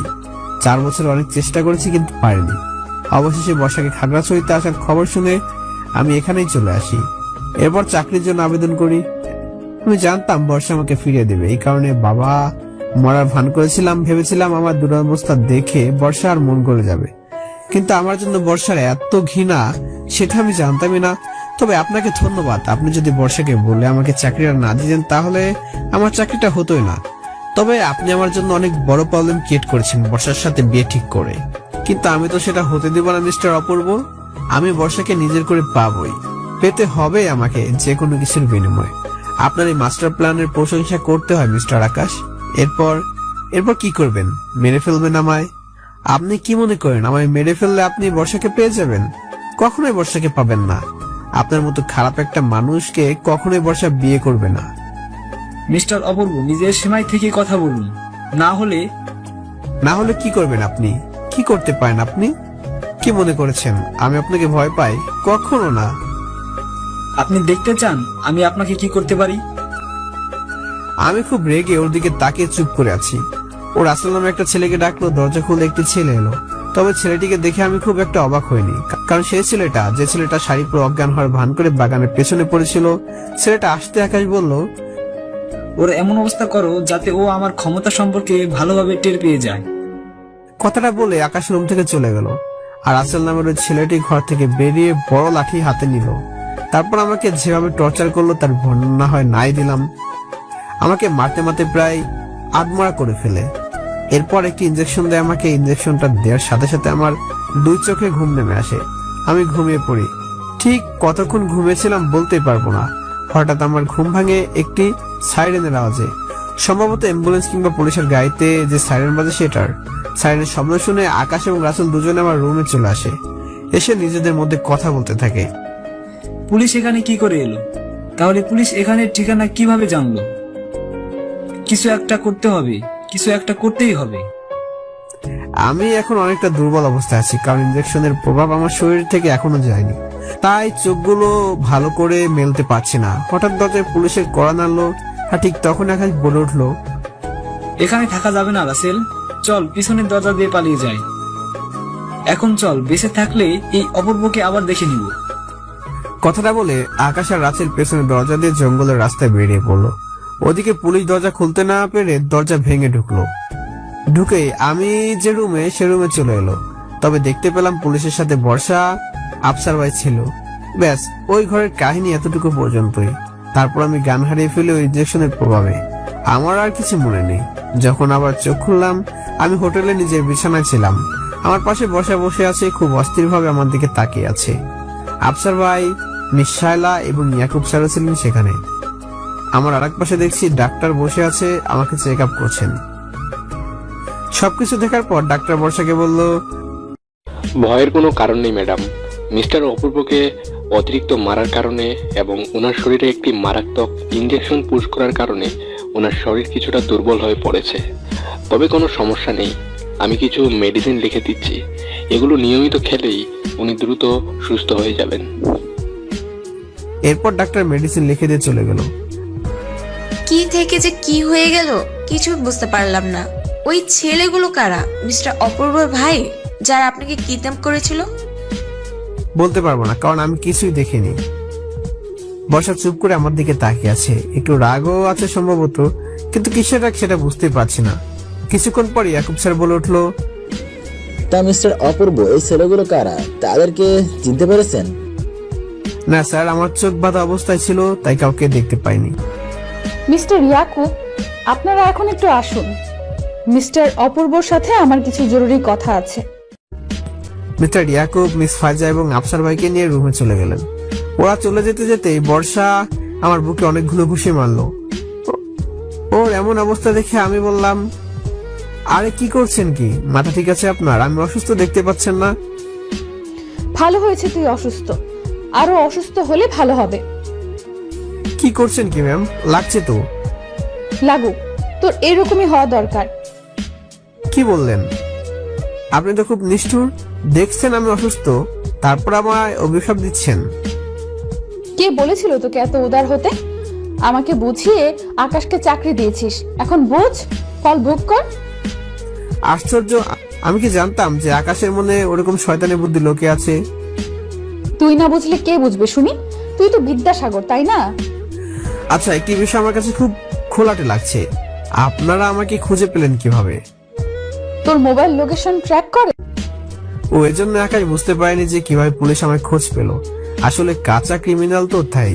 বর্ষা আমার দিকে রাগে একটা লুক নিয়ে তাকালো, তারপর মুখ ফিরে নিল। তুই জানিস তোকে না পেয়ে কি অবস্থা হয়েছিল আমার? পুরো জঙ্গল পাহাড় তোকে তন্ন তন্ন করে খুঁজেছি, কোথাও পাইনি। তুই জানিস তোকে না পেয়ে আমি কত কেঁদেছি? কেন কেঁদেছেন কেন আপনি? বললেন না যে? জানি না। যাক, আমার জন্য কাদার কেউ আছে তাইলে। দেখি একটু। উফ, লাগছে তাই না? ওর সাথে কথা বলতে বলতে আমার নিজের দিকে তাকাতেই ভুলে গিয়েছি। যেভাবে আমাকে মেরেছে, আমার পুরো শরীর ব্যথা করেছে। আমার মাথায় ব্যান্ডেজ করা, হাতেও কিছু ব্যান্ডেজ, শরীরে অন্য জায়গাতেও ব্যথা করছে এখনো। এরপর বর্ষা আমার জন্য একটা স্যুপ নিয়ে আসলো আর বলল, নে হা কর। আবার সেই স্যুপ? একদম ভ্রু কুচকাবি না, পুরোটা খেতে হবে তোকে। এসব গরু ছাগলের জিনিস আপনি আমাকে খাওয়াচ্ছেন? একটা থাপ্পড় দেব, মাথায় সব জ্ঞান মাথায় চলে আসবে একেবারে। এসব গরু ছাগলের খাবার না, বুদ্ধু যেন কোথাকে। তোর এই কন্ডিশনে এই স্যুপ খেলে ব্যথা অনেকটা কমে যাবে। আমি তো শুনেছিলাম স্যুপ খেতে অনেক টেস্ট, কিন্তু আমার জন্য যে স্যুপ নিয়ে আসেন আপনি, এগুলো তো তেতো হয় কেন? এগুলো মুখের স্বাদের জন্য খায়, আর এগুলো শরীরের জন্য উপকারী। কিন্তু চুপ, হা কর, একটা কথা বলবি না। কি আর করার, বাধ্য হয়ে হয়তো স্যুপটা খেয়ে নিলাম। একদম পুরোটা খাইয়ে দিল আমায়। আমার জন্য ওর এতটা কেয়ারিং, যেন আমার হৃদয় ওর জন্য আরো বেশি ভালোবাসার সৃষ্টি করেছে। মেয়েটাকে যতই দেখছি ততবারই মনে হচ্ছে ও যেন শুধুই আমার। খাওয়াটা শেষ করে বর্ষা নিজ হাতে আমার মুখটা টিস্যু দিয়ে মুছে দিল। কিছুক্ষণ পর পুলিশ আমাদের রুমে আসলো, আর এসেই বর্ষাকে বলল, hello ma'am, I am really sorry আপনাকে ডিস্টার্ব করার জন্য। আসলে মিস্টার অপূর্বর কাছ থেকে কিছু তথ্য জানার দরকার ছিল, তাই অসময় আপনাদের বিরক্ত করছি। না না অফিসার, কোনো সমস্যা নেই, আপনি আসতে পারেন। অফিসার এসে চেয়ারে বসলো, তারপর আমাকে জিজ্ঞেস করলো, মিস্টার অপূর্ব, আপনাকে কিভাবে অপহরণ করা হয়েছে কিছু বলতে পারবেন আমাদের? আর কেনই বা আপনাকে অপহরণ করেছিল? কোনো মুক্তিপণ দাবি করেছিল আপনার পরিবারের কাছে? ম্যাম আপনি একটু বাইরে যাবেন প্লিজ। অবাক হয়ে আমাকে প্রশ্ন করলো, কেন, আমি এখানে থাকলে সমস্যা কি? প্লিজ ম্যাম একটু বাইরে যান, অফিসারের সাথে কিছু ইম্পর্টেন্ট কথা বলবো। আশ্চর্য তো, আমি এখানে থাকলে সমস্যাটা কোথায়? প্লিজ ম্যাম বোঝার চেষ্টা করুন, অফিসারকে কিছু ইম্পর্টেন্ট কথা বলার আছে আমার, প্লিজ।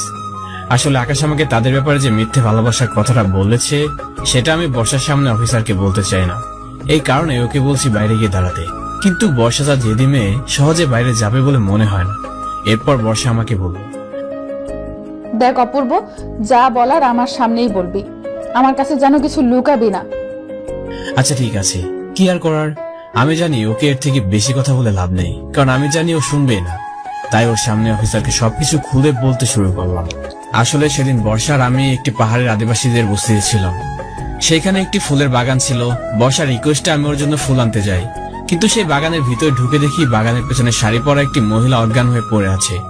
ব্যাপারটা কি সেটা বুঝতে আমি ওখানে যাই। ওখানে গিয়ে মহিলাটাকে তুলতে আমি অবাক হয়ে গেলাম। অবাক হলেন কেন? আসলে শাড়ি পরা মহিলাটি কোনো নারী ছিল না, ছিল একটি ছেলে। ও আই সি। তারপর সেই ছেলেটি চোখ খুলে আমার নাকে মুখে কি একটা ধরলো, সাথে সাথে আমি অজ্ঞান হয়ে যাই। এরপর আমার কিছু আর মনে নেই। ও মাই গড, কি সাংঘাতিক ব্যাপার। কি হয়েছে তারপর মিস্টার অপূর্ব? তারপর আমার যখন জ্ঞান ফিরলো, আমি লক্ষ্য করলাম আমি একটি পরিত্যক্ত বাড়িতে আছি, চেয়ারে বসা অবস্থায় হাত পা বাঁধা। কিছুক্ষণ পর দেখলাম যে আকাশ এই অপহরণের সাথে সম্পৃক্ত। আকাশ আপনাকে কেন অপহরণ করেছে এই বিষয়ে কিছু বলেছে? অফিসারের এই কথাটার উত্তর দিতে আমি কিছুটা সংকোচ বোধ করছিলাম। আমি চাই না আকাশের জন্য বর্ষা কোন রকম ভাবে কষ্ট পাক, কিন্তু কিছুই করার নেই। বর্ষা যেহেতু এখানে, বর্ষার সামনেই সত্যটা বলতে হচ্ছে। আসলে আজ থেকে 4 বছর আগে আকাশ বর্ষার সাথে ভালোবাসার নাটক করেছিল, বর্ষার বাবার মানে আমার বড় মামার সমস্ত সম্পত্তি আত্মসাৎ করার জন্য। কিন্তু সে তখন ব্যর্থ হয়, তাই আবার চেষ্টা করছে বর্ষার কাছাকাছি এসে ওর সাথে আবার সম্পর্ক জড়ানোর এবং অবশেষে বিয়ে করে বর্ষার বাবার সমস্ত সম্পত্তি দখল করার। তা বুঝলাম, কিন্তু আপনাকে কেন অপহরণ করলো সেটা তো বলবেন। আসলে বর্ষা একদিন আকাশকে বলেছিল যে তার সাথে আমার বিয়ে ঠিক হয়েছে, আর আকাশ মনে করেছে যে ও সাফল্যের পথে আমি সবচেয়ে বড় কাঁটা, আর আমাকে সরিয়ে দিতে পারলেই ওর কাজে সফল হতে পারবে। তাই আমাকে অপহরণ করার চেষ্টা করে। ও মাই গড, তার মানে হৃদয় ঘটিত ব্যাপার। আবার কিছুটা অর্থের স্বার্থও আছে দেখছি। যাই হোক, আমি এখানে আপনাদের বলতে এসেছি, তার কারণ হলো আকাশকে আমরা ধরতে পেরেছি। We are success to catch Akash. কথাটা শুনে আমরা দুজনে খুব বিচলিত হয়ে গেলাম। বর্ষা খুব আগ্রহের সাথে প্রশ্ন করলো, কিভাবে অফিসার, কিভাবে ধরতে পারলেন এই অসভ্যটাকে? এখন কোথায় ও? কুল ডাউন মিস বর্ষা, কুল। ওকে এখন পুলিশের হেফাজতে নেওয়া হয়েছে। আমরা কালকে ওকে কোর্টে চালান করব। তাই ভাবলাম আপনাদের সাথে এবং মিস্টার অপূর্ব এর সাথে ফাইনাল কথা বলে যাই। তাহলে আমি এখন আসি মিস বর্ষা। অফিসার উঠে চলে যেতে লাগলো। হঠাৎ বর্ষা বলে উঠলো, অফিসার, এই অসভ্য আকাশের সাথে আমি একটু কথা বলতে চাই। অফকোর্স, অবশ্যই। আপনি ওর সাথে কথা বলতে চাইলে আমাদের সাথে আসতে পারেন। জি চলুন।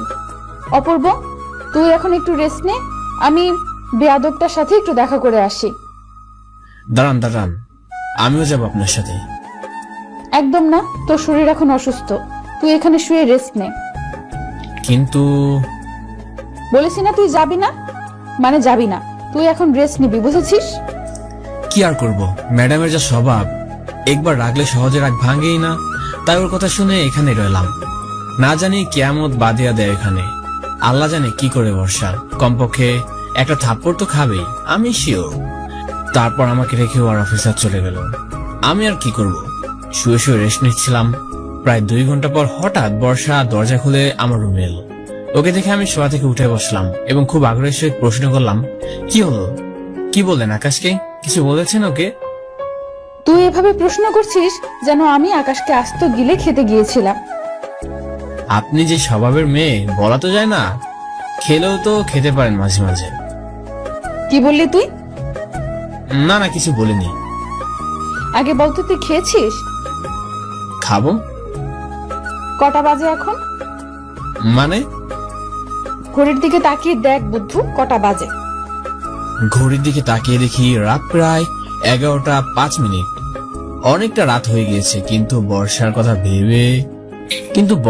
ভেবে কোন দিক দিয়ে সময় চলে গিয়েছে কিছুই বুঝতে পারিনি আমি। তুই এখানে অপেক্ষা কর, আমি তোর জন্য খাবার নিয়ে আসছি। আমি মাথা নাড়লাম। ও চলে গেল খাবার আনার জন্য। কিছুক্ষণ পর বর্ষা আমার জন্য খাবার নিয়ে চলে আসলো। ওর হাতে খাবার দেখে আমি সঙ্গে সঙ্গে বলে উঠলাম, প্লিজ প্লিজ প্লিজ। আবার সেই তেতো স্যুপ খেতে আমি পারবো না, প্লিজ। বর্ষা আমার কথা শুনে একটু হাসলো, তারপর আমাকে বলল, ভয় পাস না, তোর জন্য এবার স্যুপ আনিনি, বাঙালি খাবার এনেছি। কথাটা শুনে একটু শান্তি পেলাম। এরপর বর্ষা বিছানা আমার পাশে বসলো। আচ্ছা, খাওয়ার আগে ওষুধগুলো খেয়েছিস? খাওয়ার আগে ওষুধ? না তো, মনে নেই। মনে নেই মানে? আসলে ওষুধ খেতে ভালো লাগে না, খুব তিতে।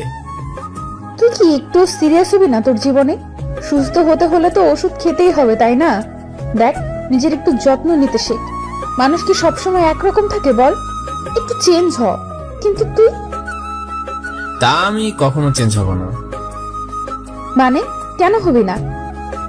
আমি চাই আমার জীবনে এমন কি আসুক যে আমার নিত্য প্রয়োজনের সবকিছুর খেয়াল রাখবে, আমার যত্ন নেবে। ইস, বয়ে গেছে তোর যত্ন নিতে। এইরকম কে আসবি তোর জীবনে যে তোর মতো বুদ্ধুর যত্ন নেবে শুনি? বর্ষা খাবারগুলো বাড়তে বাড়তে বলল, কেন আপনি আছেন না, আপনি নিবেন। কথাটা শুনে বর্ষা আমার দিকে অন্যরকম চাহনিতে তাকালো। ওর এমন তাকানো যেন হৃদয়কে ঘায়েল করার মতো। সে চাহনি মুগ্ধ করে আমায়। মুখশ্রীটা যেন নিষ্পাপ, চোখ যেন কথা বলে তার। কি বলবো সৌন্দর্যের কথা।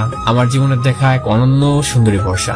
শুনেছি মানুষ যাকে ভালোবাসে সে যেমনই হোক না কেন, সেই পৃথিবীর সবচেয়ে অপরূপ সুন্দরী। হঠাৎ করে বর্ষা বলে উঠলো, ইস, আমার বয়ে গেছে তোর সেবা করতে। কেন করবেন না? একদম না, তোকে মেরেই আসতে রাখবো না আবার সেবা। যদি কোনোদিন করতে হয় বাধ্য হয়ে। যদি করতে হয় তখন দেখা যাবে। এখন হা কর, বেশি কথা না বলে খাবারগুলো খেয়ে নে। কি বাস্তবতায় মুখ, যেন আমার জন্য ওর কত চিন্তা। ওকে শুধু একটু বলতে ইচ্ছে করছে, এভাবে সারা জীবন আমার পাশে থেকে বর্ষা, প্লিজ কখনো ছেড়ে যেও না। তোমার ছাড়া আমি বাঁচবো না, একটু মুহূর্তও না, বাঁচতে চাইও না। কারণ এই হৃদয় শুধু তোমার স্থান। তোমার ছাড়া আর কাউকে ভালোবাসতে পারবো না, কাউকে জায়গা দিতে পারবো না এই হৃদয়ে। তোমাকে যে বড্ড ভালোবাসি বর্ষা, তাকে তুমি আজও বুঝুনি? হঠাৎ খাওয়ার মাঝে ওকে প্রশ্ন করলাম, কি করলেন আকাশের কাছে গিয়ে? কেন? না, এমনিতে জিজ্ঞেস করছিলাম।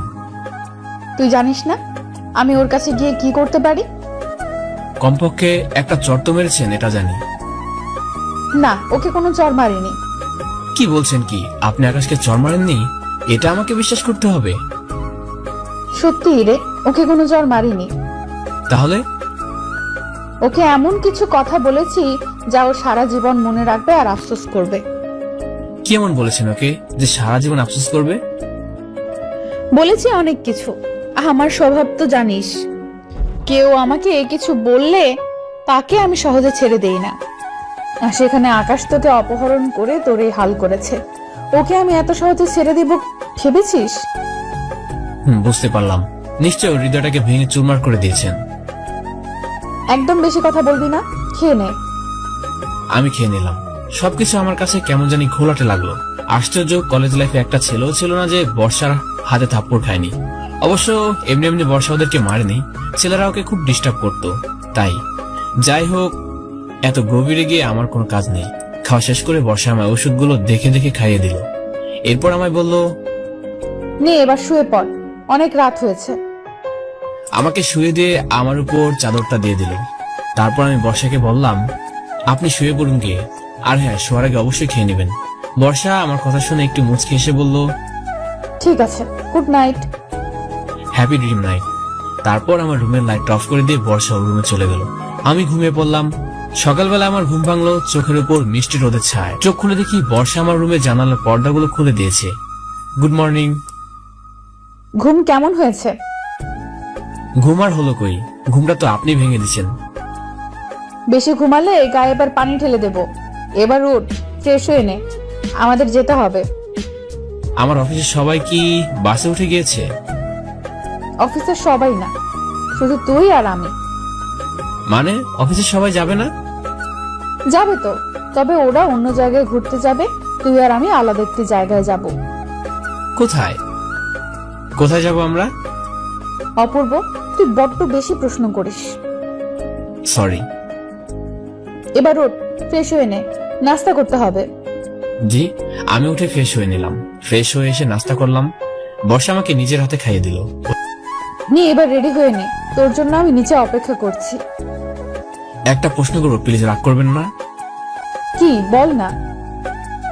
আপনি আমায় কোথায় নিয়ে যাবেন? কথাটা শুনে বর্ষা হাসতে লাগলো।